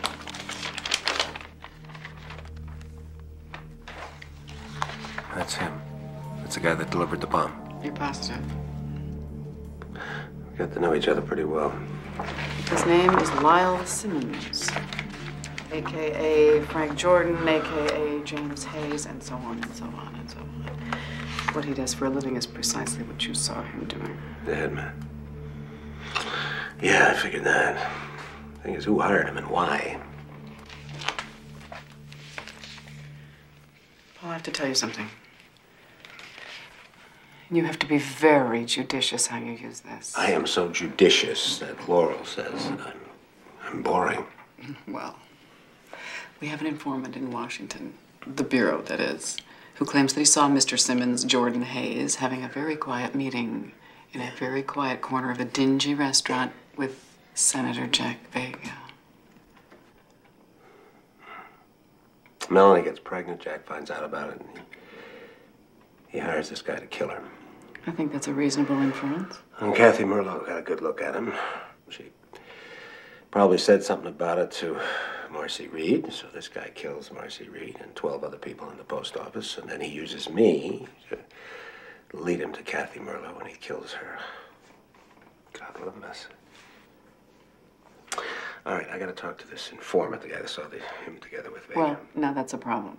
No one knows where he is. What do you mean no one knows where he is? He just said he was on the payroll. Oh, you know what these people are like. They're roaches. The lights come on, they disappear. I don't think he would make a very good witness anyway. I have to talk to him. He's my whole case. I know.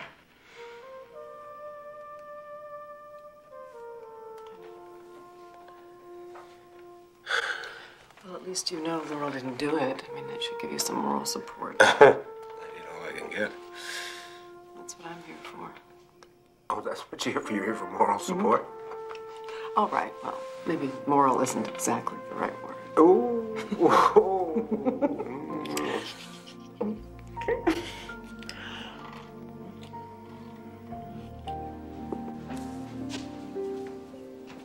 I'm gonna have to go home and get some of my... What?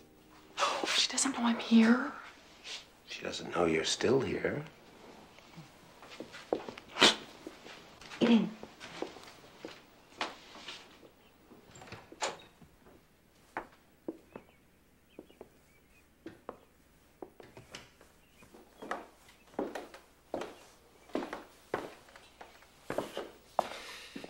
The school bus will be here in a minute. You all ready? Mm-hmm. I don't know how late I'll be in court, but Aisha will be here when you get home. All right? Okay. I love you, Daddy. Oh, I love you too, sweetie. Bye, Miss Colby.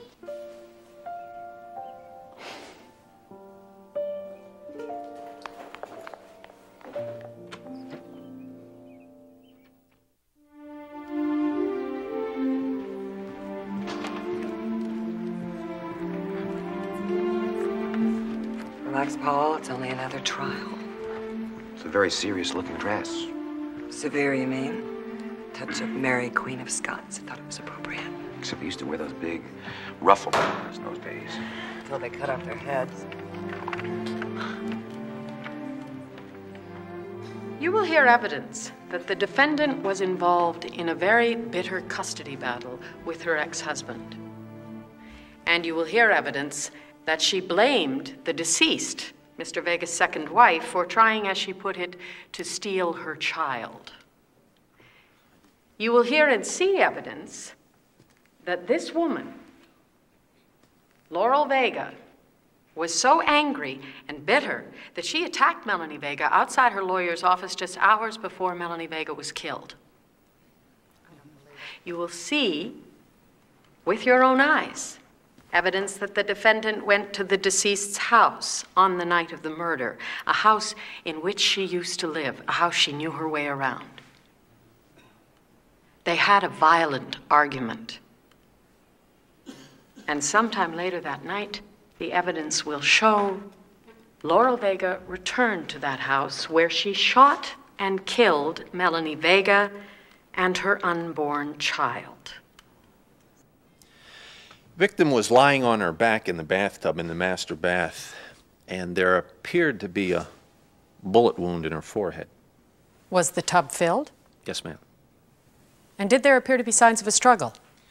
There was a considerable amount of water splashed on the floor.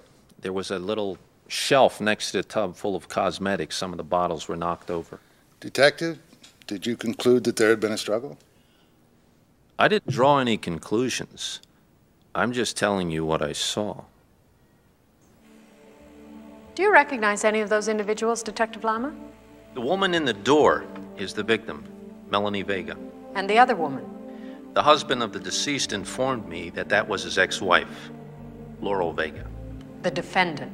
The defendant.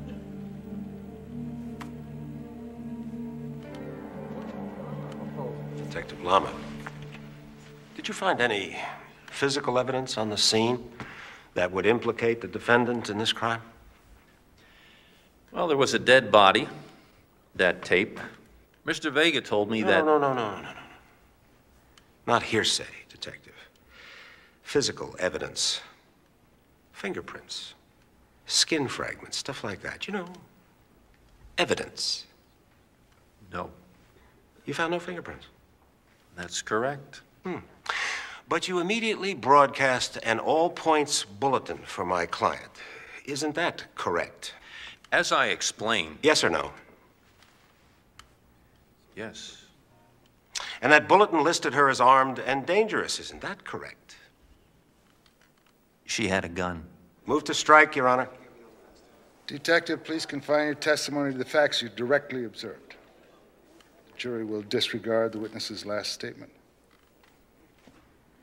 Detective Lama, isn't it fair to say that you decided that Laurel Vega was the perpetrator of this crime within an hour of your arrival on the scene? Yes, sir. On what evidence? On the statement of her ex-husband? The videotape that we just viewed. In which she leaves the scene. She broke the camera. Whether she left or stayed, I don't know. But she was on the outside. We saw the door close. She used to live in that house, Mr. Madriani. Very possible she could have had keys. Could have had. Do you always broadcast APBs on the basis of could have hads? Objection!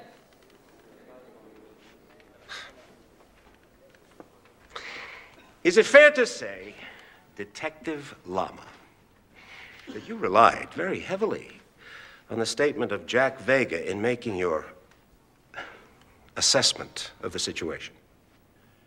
Well, he said there was animosity between the two women. In fact, there was a custody fight. There were two parties to this fight, weren't there? Beg your pardon? Animosity. Animosity, that's your word, Detective. That cuts both ways, doesn't it? I mean, didn't it occur to you that Jack Vega might have his own reasons for wanting to implicate his ex-wife in the murder of Melanie Vega? Your Honor, who is on trial here? She has a point, Mr. Madriani. Where's this going? I'm trying to establish a rush to judgment here, Your Honor. The police made up their minds without... The police had plenty of reasons for wanting your client in custody, Mr. Madriani. Isn't that obvious?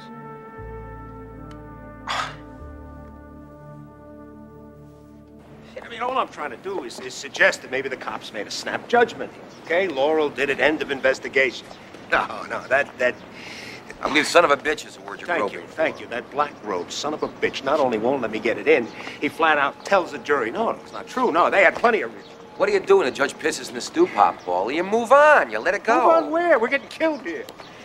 Never laid a glove on Lum. Yeah, well, you probably should have left him alone. No cross. Well, thank you. Thank you for pointing that out. Paul. Not too good, I hear. So it's all over the courthouse how I blew it. Look, let's get some dinner. It's the state's case. You don't win there. You win in your case. Except I don't have a case.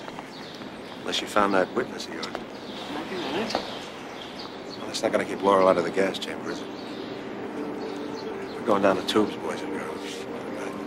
I don't feel like any dinner. Damn it. There's nothing more I can do. It's all on those big shoulders. It ain't gonna get any better either. She appeared to be washing something in the bathroom sink. Washing? The sink was filled with water, detergent, and a bleach of some kind. There was a bulky object soaking there, and she was stirring it with a hairbrush. Showing you states 32 for identification. Is this rug the object that was soaking in the sink, officer? Yes, it is. Did you find anything else of significance in the possession of the defendant? A woman's compact. Why was that of significance? It was engraved. They weren't the defendant's initials. What were the initials, Officer Deming? MJV. Showing you states 33 for identification. Is this the compact that was found in the possession of the defendant, Laurel Vega? Yes, it is. In the course of your investigation, did you have cause to discover to whom this compact belonged? Melanie Vega. No further questions. I'd like both objects received in evidence. States 32, 33, so received. Your witness, Mr. Madriani. No way you can hurt this guy. Officer, did Mrs. Vega resist in any way? No, sir. No further questions. You've known the defendant how long? 10 years, since college. She's one of your best friends. Would that be fair to say? Yes, it would. And you see her often? We try to get together every few months. Do you recall having lunch with her about 3 months ago? That would be in June. You said I wouldn't have to. Do you recall that lunch? You're under oath, Ms. Lang. Yes, I do. Did she talk about her marriage? She wasn't married at the time. About her divorce? Yes. Did she characterize it as a difficult divorce? Because of the custody issue, yes. She was upset about the possibility of losing custody of her son. Wouldn't you be? Yes, Ms. Lang, I would. Did she blame anyone in particular for this state of affairs? Her husband. He was the one suing for custody. Did she blame anyone else? I think she was very upset. I don't think she knew what she was saying. That isn't what I asked you. She blamed his second wife. She said that Jack would never have gone after the boy if Melanie hadn't put him up to it. Did she say anything else about Melanie Vega?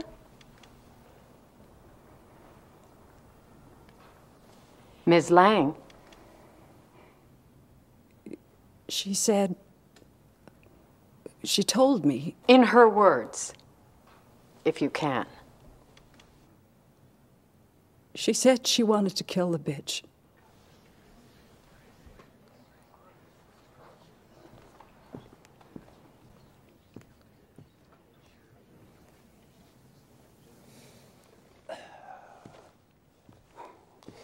This is very painful for you, Miss Lang. Yes, it is. You consider Laurel Vega a friend? Very much so. And you're not here because you want to see her punished or anything like that. You're here because you're under subpoena. Is that right? Yes, I am. I just have one question, Miss Lang. When you heard Laurel make this statement about Melanie, that she felt like killing her, you didn't notify the police, did you? Of course not. Because you didn't consider it a genuine threat. It wasn't a threat. It was just an expression. That's all. Thank you very much. If you had known then what you know now, that Melanie Vega would be murdered, would you have thought otherwise about notifying the police?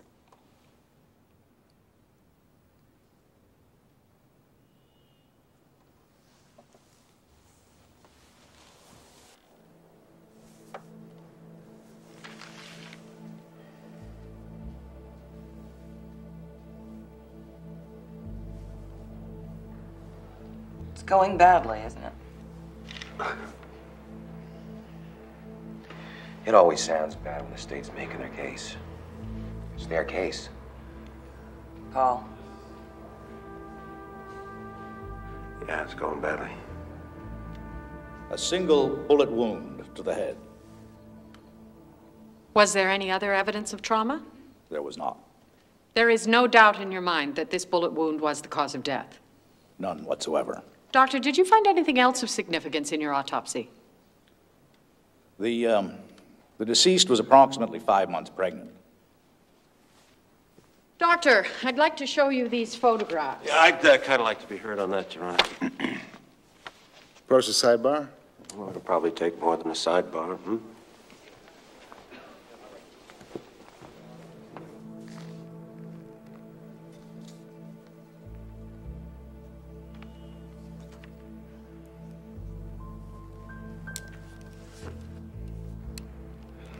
Certainly very disturbing, Miss Morgan. Of course they are, Your Honor. It's a murder. It's inflammatory and prejudicial, Your Honor. There's no reason for this, Carla. I have to establish the elements of the crime. He can testify that the baby was viable. You don't go showing a jury photographs of a dead fetus. Miss Morgan? That leaves Mr. Madriani in the position of questioning the doctor's opinion. He can bring in his own experts. Come on. You've seen my witness list. There are no doctors on it. We are entitled to establish the elements of the crime, Your Honor. I'll stipulate to that. Wait a minute. I don't want the jury to see those photographs. Your Honor, co-counsel and I would like a chance to talk this over.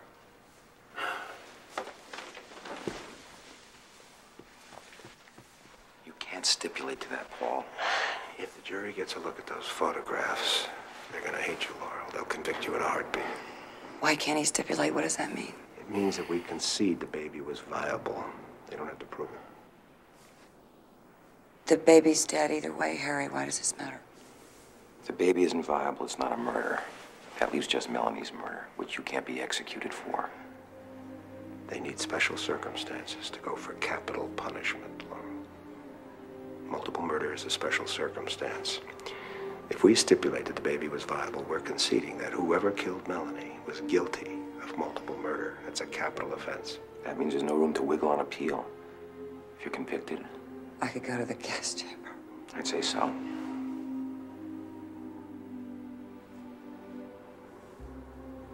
I thought, I thought I might go to jail. I didn't think, Now listen to me. If the jury gets a look at those photographs, you don't stand a chance of being acquitted. But if we stipulate, we might win, is that what you're saying? At least you got a chance. But if you lose... I know. So it's all or nothing. What would you do, Paul?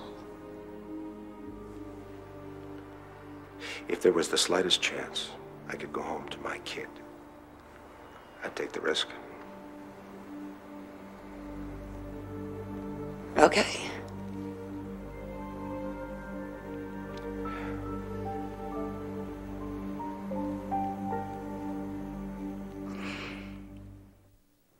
Yes, ma'am. I knew the participants.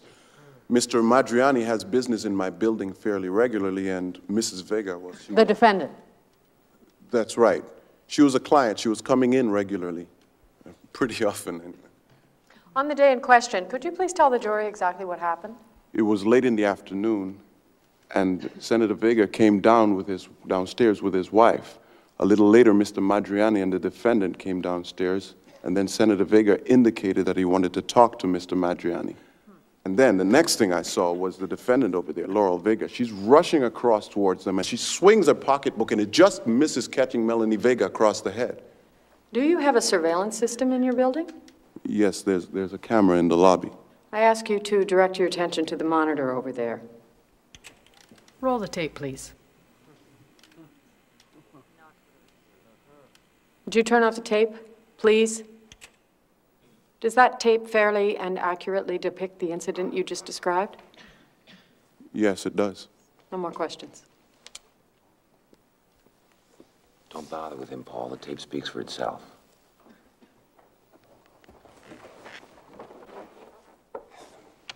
I won't keep you long, Fred. The technician could roll the tape, please. Just be a moment, sir, till I rewind it. No, don't rewind it.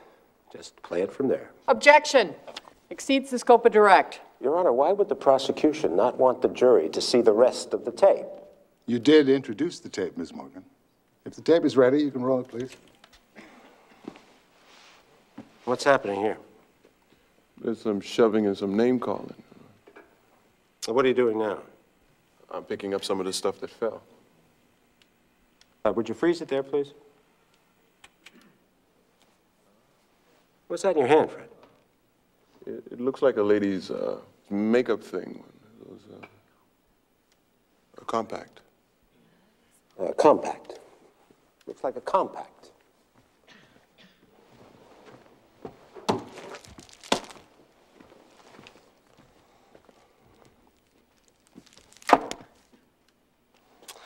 This compact?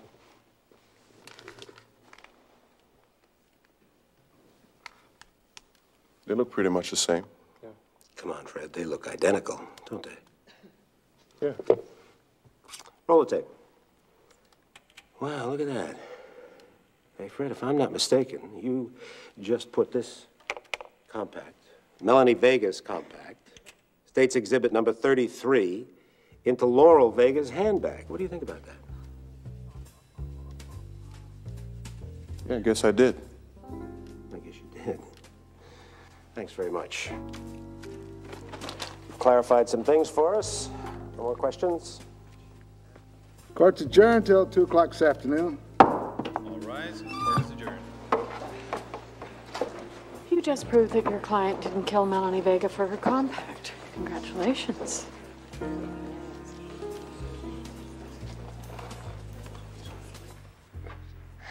She's right. Yeah, I know. Sure felt good to score some points. Yeah, but we didn't change the score. Paul, that was good. That was so good. Listen, we gotta talk. Okay, yeah, I know it's not the biggest thing in the world, but maybe the momentum is changing.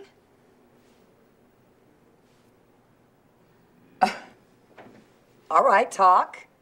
I want to go see Carla Morgan about a plea. What? Look, the compact, it's just not that important, understand? What I can do now is I can pound on the jury. The state is trying to pull a fast one here. Ladies and gentlemen, they had the whole tape, but they didn't want you to see it. Well, why not? Look, Carla knows all I need is one juror, just one. Looking funny at her. I'm telling you, she's just my deal. You want to just give up? Look, I wouldn't call keeping you out of the gas chamber giving up. I thought we agreed, all or nothing. That was when I thought we could win. Look, listen to me, Laurel. We're getting our asses handed to us here. It's great to be brave, but I don't want to see you die. I don't want to see you die for it. No. I can't do that. I don't care what happens. I can't do it. I can't.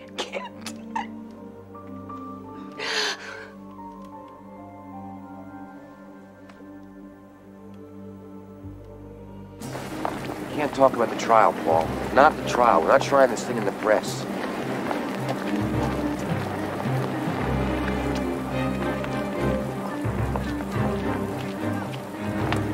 Excuse me. Excuse me. What about the post office bombing, Mr. Madriani? What about the post office bombing? Channel 21 is running a story that your fingerprints were found on the wrapping of the package that contained the post office bomb. Can we have a comment on that, Mr. Madriani? My first question is directed to you, Miss Morgan. I am greatly concerned about the source of this leak. Obviously, it comes from law enforcement. Detective Lama is the investigating officer in this case. Is that right? Yes, he is. Then get him in here. He's right outside. Detective Lama? Detective Lama, are you aware of a news story appearing this afternoon about Mr. Madriani? Of course I am, Your Honor. Is there any truth to it? Is Mr. Madriani a suspect in the bombing? Feds are heading up this investigation, Your Honor.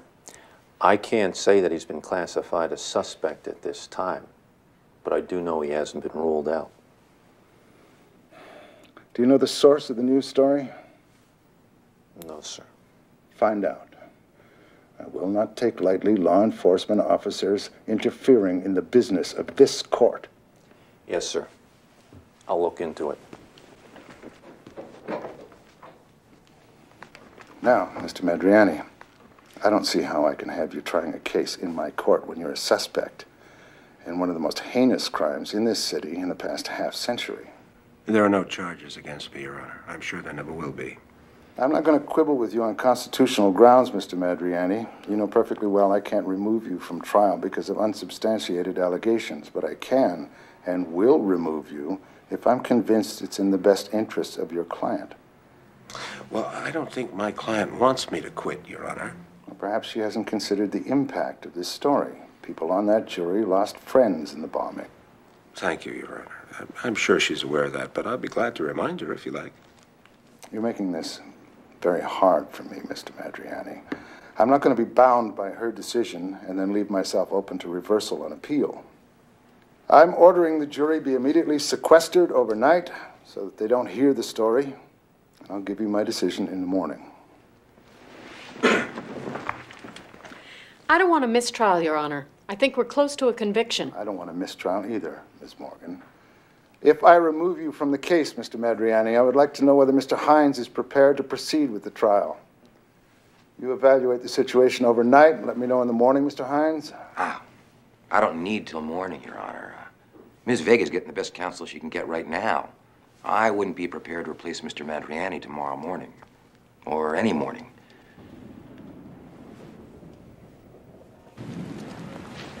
That weasel rat bastard's been trying to screw me for years. Judge? No, Jimmy Lama. I still don't understand. I mean, why would he do that to you? What exactly happened? Well, about 5 years ago, he planted some evidence on a client of mine. I won the case, and then I went after him. Oh, and he didn't like that. No, I guess he didn't like it. He just made it back to detective last year. I don't understand. How does such a sweet man attract so many enemies? Oh, I guess I just have a talent for it. Yes. You are so beautiful.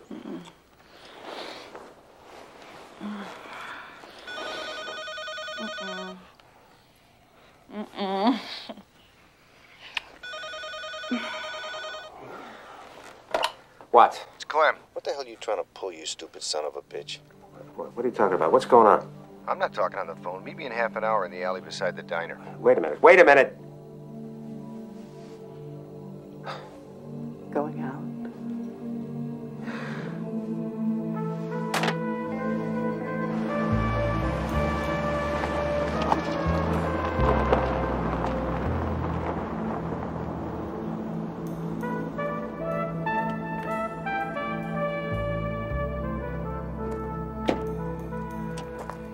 Hi, sailor. All right. What's the big problem? Those damn prints you gave me set off so many bells and whistles I've been answering questions all day. Everyone from internal affairs to Secret Service. Why, who was she? Well, her name isn't Merle, but that doesn't matter. 8 years ago, she was involved in a money laundering scheme. She agreed to cooperate. She went witness protection. See, that makes sense. That's why she took off the night of the killing. She didn't want to have to talk to any of the local cops. Wait a minute. Hold it. Slow down. This lady's dead. I know she's dead. I told you she's dead. The same guy that planted the bomb in the post office killed her in Jamaica a week ago. She's deader than that, amigo. She died 6 years ago. What are you talking about?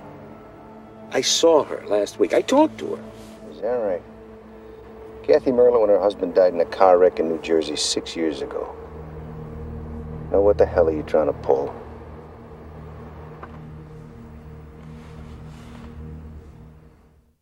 The public has a right to know. Come on, guys. Let me through. Come on, let me through. Sir, I got nothing to say, all right? No comment. How do you explain the... I've given this matter a great deal of thought. with a view toward balancing the interests of all parties, the state as well as the defendant. It doesn't seem possible for this trial to continue with Mr. Madriani as defense counsel without unduly prejudicing the rights of the defendant. Accordingly, I am removing you from the trial. I make this ruling with no opinion as to the merits of the charges. What charges? There are no charges. Allegations. I'm also ordering that the trial proceed. If Mr. Hines requires a brief recess, you can have one. If you still feel you can't do that, sir, other counsel will be found. Mrs. Vega will remain in custody until it is. You gotta do it, Harry. We got no choice. Yes, I specifically said I didn't. She's here now. Send her in.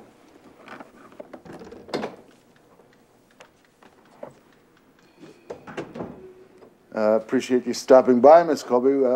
What's your connection with this matter? Miss Colby's with the U.S. Attorney's Office. I'm well aware of that. My office, in conjunction with the Federal Bureau of Investigation, is also handling the investigation of the bombing of the U.S. Post Office on Duane Street.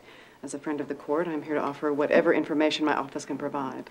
Well, I don't think we need any additional... Miss Colby, am I a suspect in that investigation? Not in the least. Mr. Madriani was injured in the blast. He is not now, nor has he ever been considered a suspect. Well, thank you for that information, Miss Colby. As I said, my ruling was not based largely or even in any significant part on whether you are or are not a suspect. Your Honor, the Bureau has also been able to ascertain since the story broke yesterday that the leak did not come from our shop. The television people confirmed this. The source was on the city side. And if I could point out, Your Honor, obviously the police are very involved in the prosecution of my client. For them to take any action that would, in effect, prevent her from having the counsel of her choice. You're quite right, Mr. Madriani. For the time being, I will permit you to remain on the case. Detective, I'd like to see the ranking city officer of the bombing investigation in my chambers during the noon recess. Oh, that won't be necessary, Your Honor. He's here right now. The rest of you are excused. You just remain behind, Detective. Hey, listen to me. I don't care what happens in there. I don't care what he says. You're going to keep quiet. You're not going to call him a liar. And you're not going to call him a bastard. Do you understand? No, I don't think hate is too strong a word. Laurel hated her. Objection. The rules of evidence don't allow you to characterize other people's feelings, Senator. Just confine yourself to the facts. I'm sorry, Your Honor. I'll try. But you did see behavior that you interpreted as animosity, didn't you? I certainly did. Confining yourself to the facts, can you give us an example? Well, for one thing, Laurel hit her. The defense attorney was present. Ask him. Was that unusual behavior for your ex-wife? No, not at all. She was always jealous and angry. She couldn't deal with younger women. Maybe if you hadn't screwed so many of them. Mr. Madriani, am I going to have to gag your client, or are you going to explain the rules to her? It won't happen again, Your Honor. Please proceed, Miss Morgan. Let's move on to something else, Senator. Do you recall the night your wife told you that she was pregnant? I certainly do. It was a Friday night. Melanie had made a very nice dinner, and we turned off the phones, as we often did when we wanted to be alone. And after dinner, she told me. And this news made you happy? Oh, yes. I wanted a family with Melanie very much. That's all I have, Senator. Thank you. Your witness, Mr. Madriani? Very nice indeed. Your Honor, would you instruct counsel not to address me off the record? Your Honor, I was simply congratulating the prosecution on a first-class performance. And I'm sure she appreciates your professional opinion. If you'll kindly address yourself to the witness.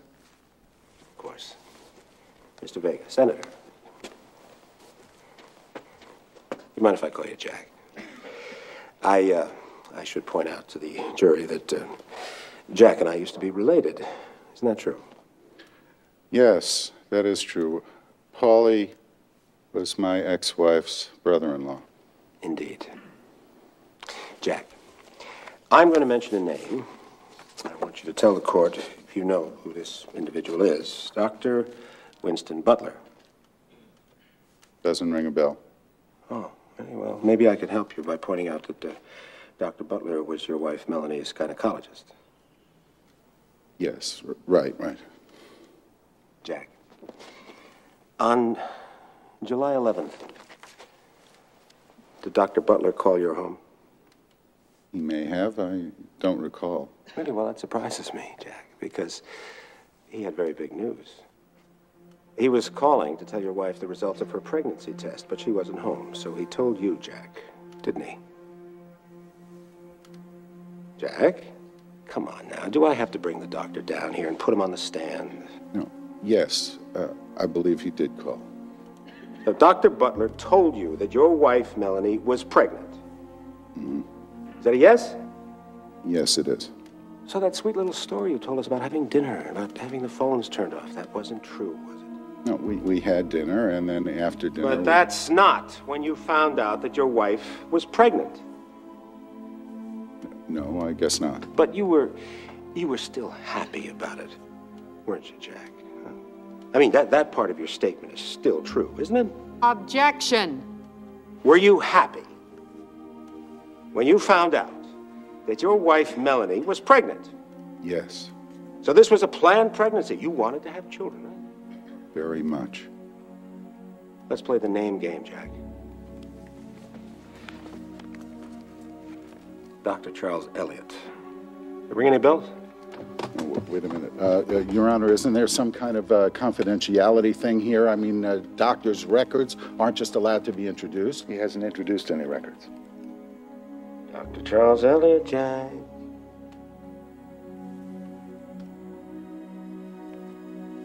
Yes, I know. Would you speak a little louder? Yes, I know him. In fact, Dr. Elliott is a surgeon. And he operated on you 12 years ago. Would you tell the court, please, what procedure Dr. Elliott performed on you? If you don't recall, just say so. A vasectomy. He did a vasectomy. Is that what you want to know? Oh, I knew it already, Jack. I just wanted you to tell them.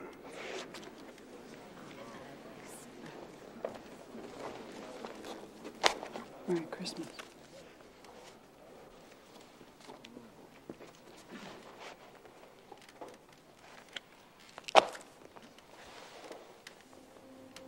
Well, let's see if we can straighten this out. Isn't it a fact, Jack? You didn't discuss this pregnancy at all with your wife, did you? No, we talked about it right after dinner. In fact, she kept this pregnancy a secret. She went to her death believing you didn't know anything about it. She kept it from you because obviously she had had an affair with another man. It's not true. Your wife, Melanie, had taken a lover and you found out about it. That is not true. Who was it, Jack? Who got Melanie pregnant? Didn't you just want to kill him? Huh, Jack? Come on, tell us. Tell us who it was. Enough!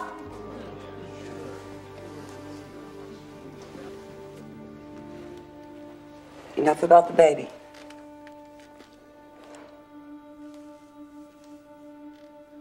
Perhaps this might be a good time to take a recess. Your Honor, please. I have just a few more questions for this witness. Would you like a recess, Senator? I want to get this over with. You've been a senator for how long now, Jack? 2 terms, 12 years. You running for re-election? No, I'm retiring. Retiring? Isn't it true, Senator, that you're cooperating with a federal investigation into corruption in the government? Where did you get that?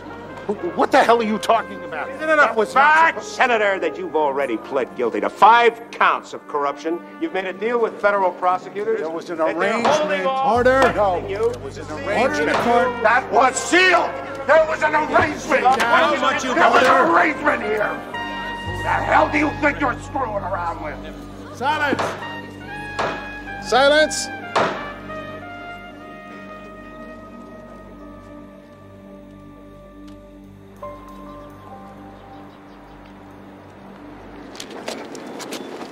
You know what they used to say in law school? Would it be any day the state's star witness gets indicted is a good day for the defense? Exactly. You still got to deal with the fact that she went over there and she attacked Melanie and she ran off to Reno. We haven't won anything yet. Oh, come on. I can hear the fat lady practicing her scale. Doctor, can you tell us if DNA tests were performed on the deceased unborn child of Melanie Vega? Yes, they were. What's this all about? And did you, at my request, take a blood sample from Senator Jack Vega and perform DNA tests on that? Yes, I did. And what were your findings, Doctor? The genetic makeup of the baby is absolutely consistent with Jack Vega being the father. But Doctor, are you aware of medical records indicating that Senator Vega some years ago had a vasectomy? Yes, I am. And this in no way leads you to amend or qualify your testimony?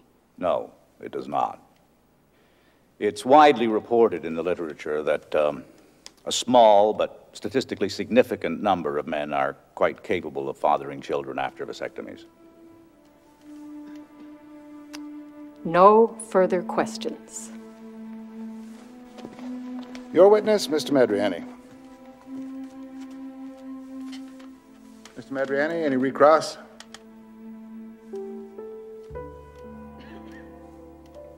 No question. Any more witnesses, Ms. Morgan? The state rests, Your Honor. All right, we'll adjourn for the day. We'll begin the case for the defense tomorrow when we reconvene at 2 p.m. This court's adjourned.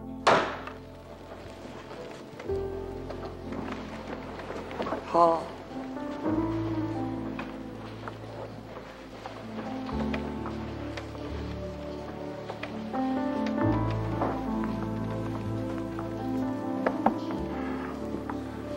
We're finished. That was our whole case. She wiped us out. Look, maybe there's something. Yeah, Harry, there's something, all right.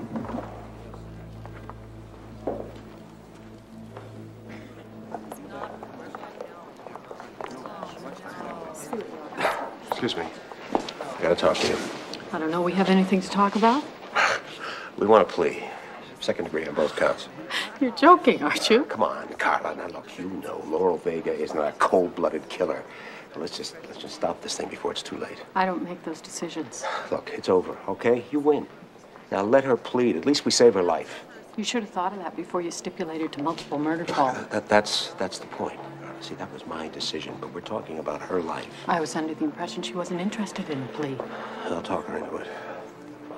She's Nikki's sister. I can't let her die because I screwed this thing up. You're panicking, Paul. You were so triumphant yesterday. This really doesn't become you.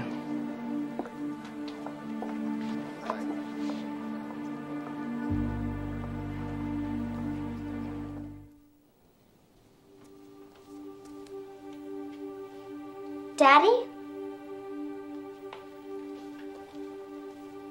Daddy? Hey, bud, you ready for bed? What's wrong, Daddy?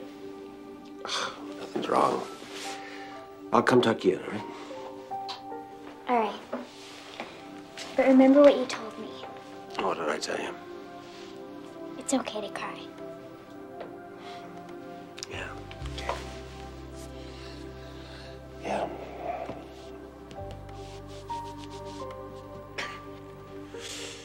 We're almost there.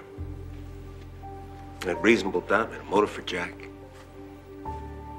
She blew us out of the water. We got nothing. All he said was consistent with. It doesn't mean... It does. Child is consistent with the husband. It's the husband's child. We got no jealousy. We got no affair for Melanie. Everybody's feeling sorry for Jack, and I kind of yesterday. Does that mean we've lost? There's one other thing I can try. I don't know if it'll work. Paul, did you want to see me? Yeah. I'd love to have you in court today. I could use all the support I could get. Sure.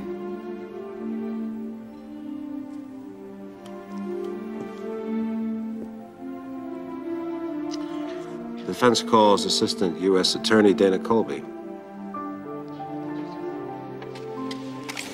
What's this all about? What you gonna say? I have no idea.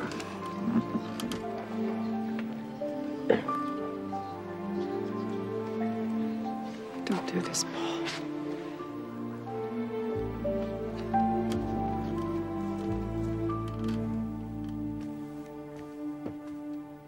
Miss Colby,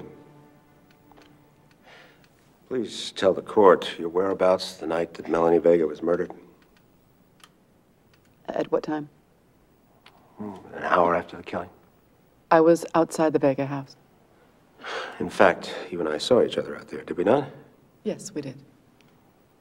You said that you lived in the area, that you'd heard the police sirens, you just dropped by. Isn't that right? Yes, that's what I said. But that wasn't the real reason you were there, Miss Colby, was it? Was it? May I remind you that you're an officer of the court, and you're under oath. No, that's not why I was there. Your Honor, I don't see the relevance of why Miss Colby was there or why she wasn't. Your Honor, if I could have a few minutes, I will make it clear. Very few, Mr. Madriani. Miss Colby, when I saw you outside the Vega house, you were talking to some people, were you not? Yes, I was. Kathy and George Merlo. And who are George and Kathy Merlo? They were neighbors of the Vegas. Are those their real names?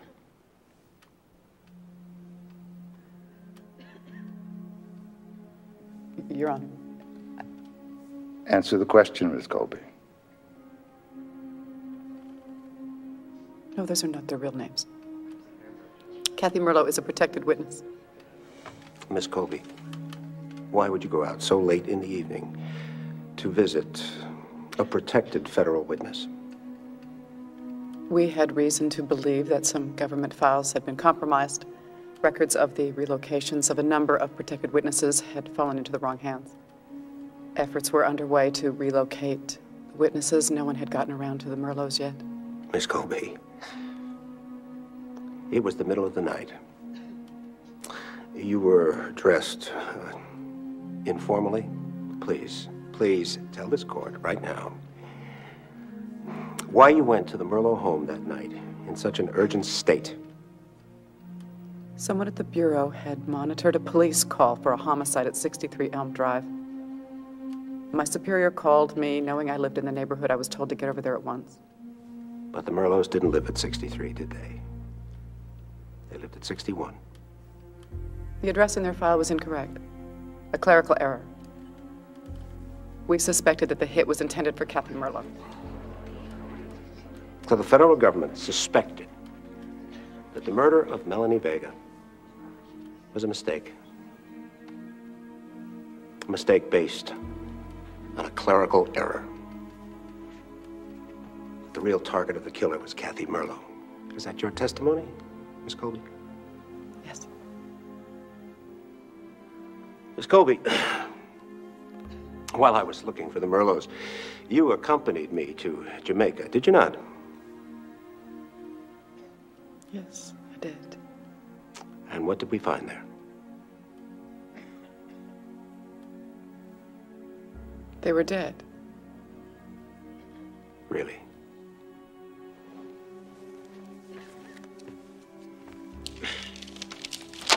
Official records of the state of New Jersey. Would you please tell the court what it says?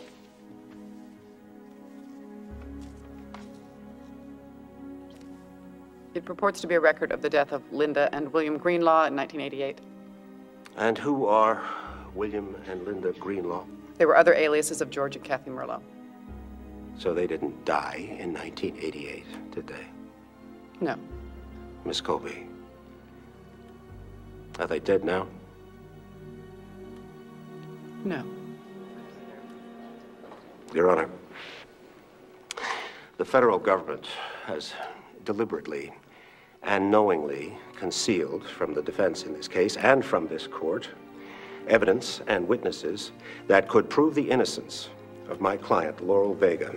They even went so far to stage a phony bloodbath, trying to convince me that the witnesses were dead. It was pointless to try to find them. In the light of such blatant government misconduct, I move for a mistrial and a directed verdict of acquittal.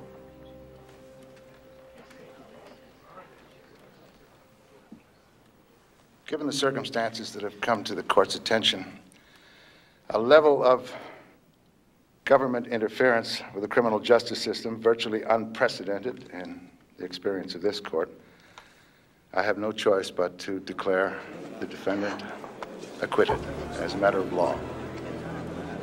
The jury is dismissed with the thanks of the court.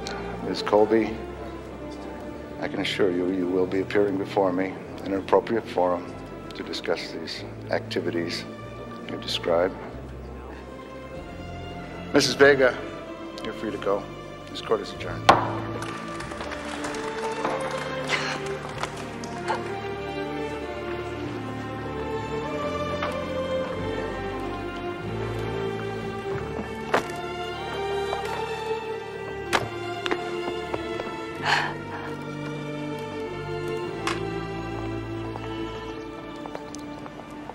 Paul?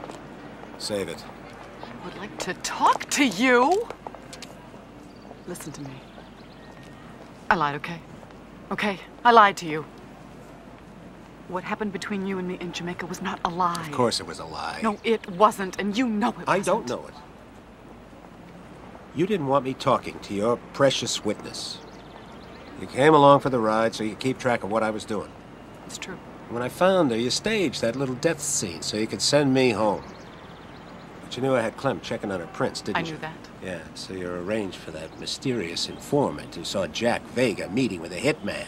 I guess if it came down to it, you'd produced him in court. He'd testified, huh? I don't know what we would have done. I wanted to help you. Jack didn't meet any hitmen, and he didn't kill his wife. But you would have framed him for murder.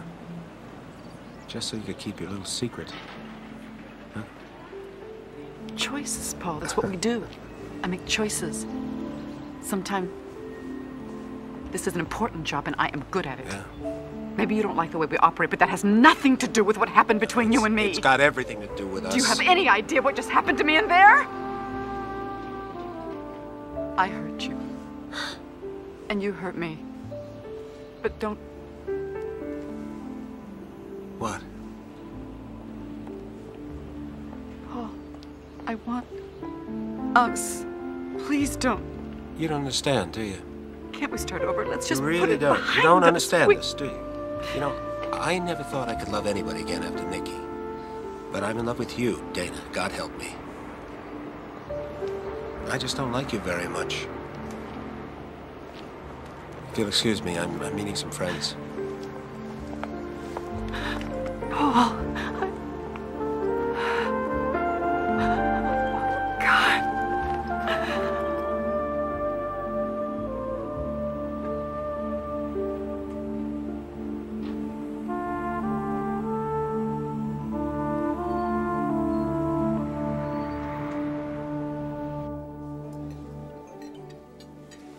So, when did you figure all this out?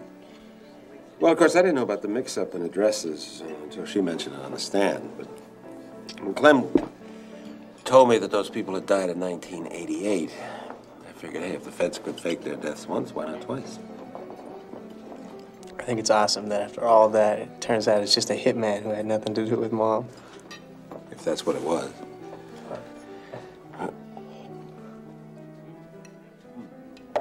Listen, I understand they have a cannoli here. That is perhaps the 8th wonder of the world, maybe even the 7th. I think we should try it. What do you think? Deal me in. Daddy, I've eaten so much already. I bet you could get one more bite down inside there, especially if it's cannoli. What is coming? Come on, try it. One piece. Waiter.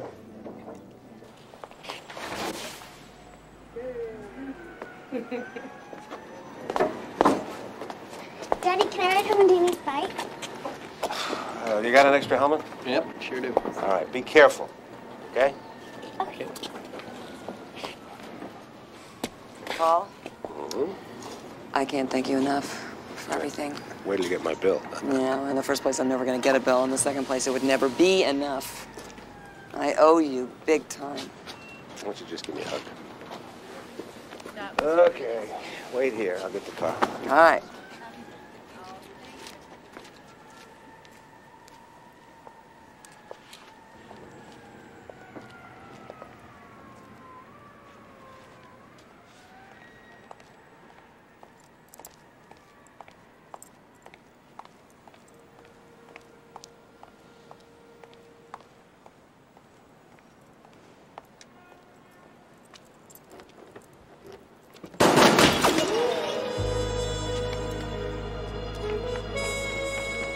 Danny, don't! Danny, come back!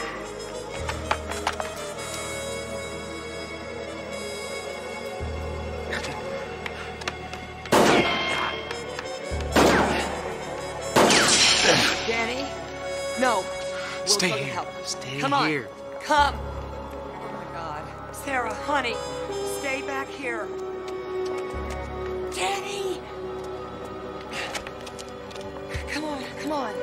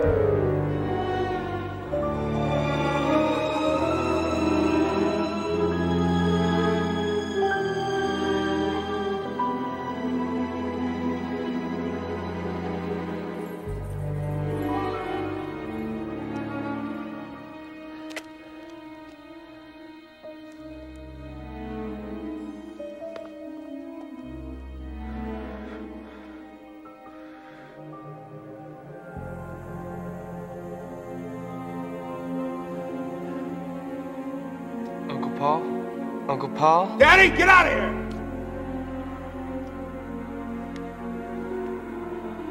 Get out of here now! Daddy! I got your nephew here, Madriani. Get on your knees. You want to come out or you want to watch me kill him here? Leave him alone! He's just a kid. Look, he can't hurt you, Simmons. I'm the one that you want. Now, come on! You're not in much of a bargaining position. I'm coming out! I'm coming out. Just leave him alone, all right? I'll count to 3. 1. Leave him alone! 2. 3.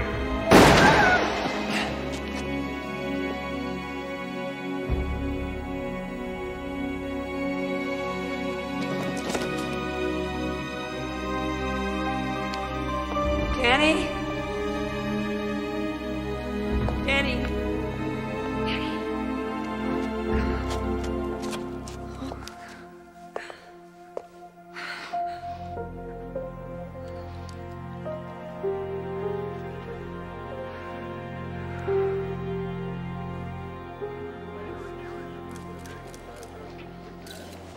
Get my bike started and I heard this shot. I thought maybe a mugger. I went to see if Uncle Paul was okay. I tried to stop him, but then Sarah was coming too, and when I turned to her, Danny ran in. So I took Sarah to a restaurant to get help, and when I came out, the van was there. The gun was on the front seat, so I took it. His name was Lyle Simmons. One of his names, anyway. He's got a record. He was responsible for the post office bombing. He tried to kill me in Jamaica last week. I think if you run a ballistics test on the gun that Mrs. Vega found in his van, you'll find it was the same gun that was used to kill Melanie Vega. Eventually, you're just going to have to come down and spell all this out. You're going way too fast for me.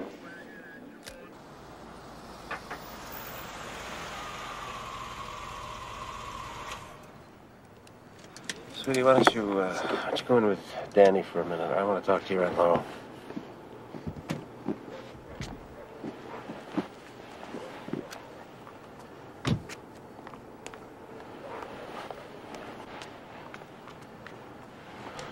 I love seeing them together again, like brother and sister. That's what Nikki always used to say.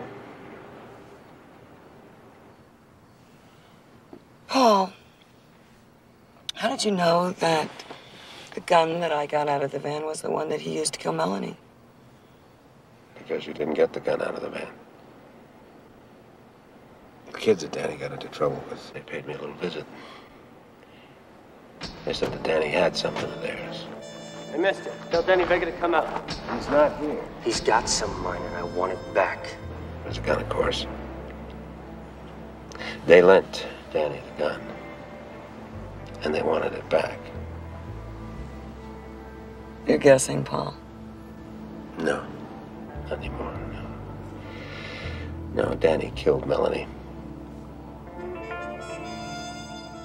I kept asking myself, if Laurel didn't do it, why doesn't she just tell us where she was and what she was doing? But you couldn't, could you? No. You refused to defend yourself because if you came up with an alibi, the cops would have to go looking for somebody else, and they would have found Danny. Right? Isn't that right? Yeah. That's right. Don't you want to know why, Paul? Why he killed her? Danny.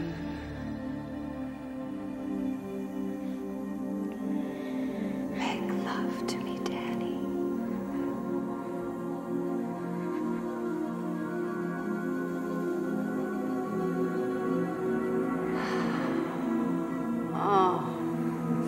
I don't know. I don't know if he was angry at his father or he thought it was just some kind of big conquest.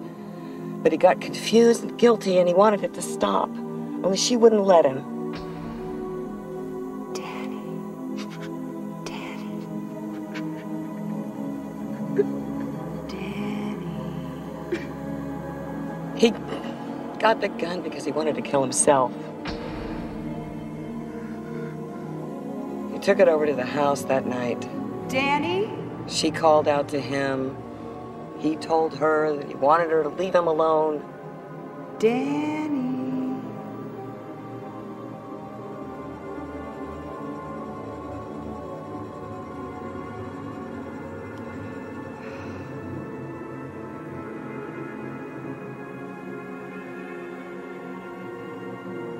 Danny, what do you do with the gun? No, Danny. Give me the gun. No, Danny. I want you to see No, this. No, you've got. No! Give me the gun!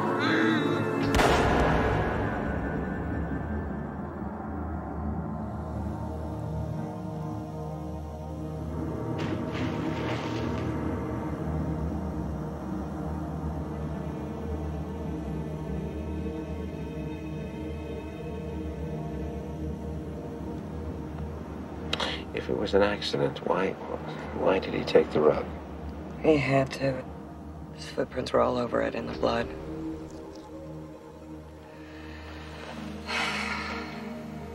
When did you know? There was only one person in the world who would be DNA consistent with Jack Vega. That was his son, Danny. Now listen, you gotta understand how severely damaged Danny has to be about all Of course I understand that, Paul. The question is, what are you gonna do? I'm gonna do what I think is best for Danny, okay? I just haven't decided what that is yet. So I'm gonna take my kid home, I'm gonna get a good night's sleep, and then I'm gonna do some serious thinking.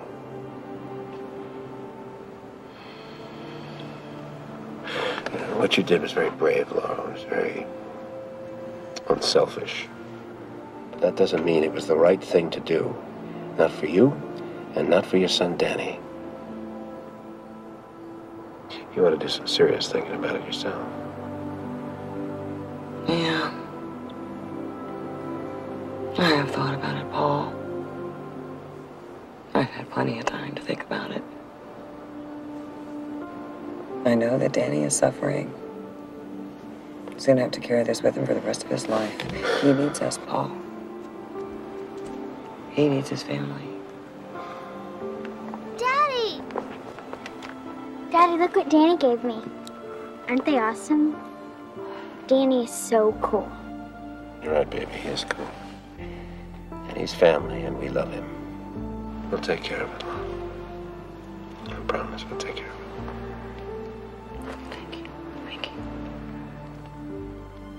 Oh. Good night. Good night, sweetie. Good night. Put them on. Let's see what they look like. Wow. Like, Look at your seatbelt.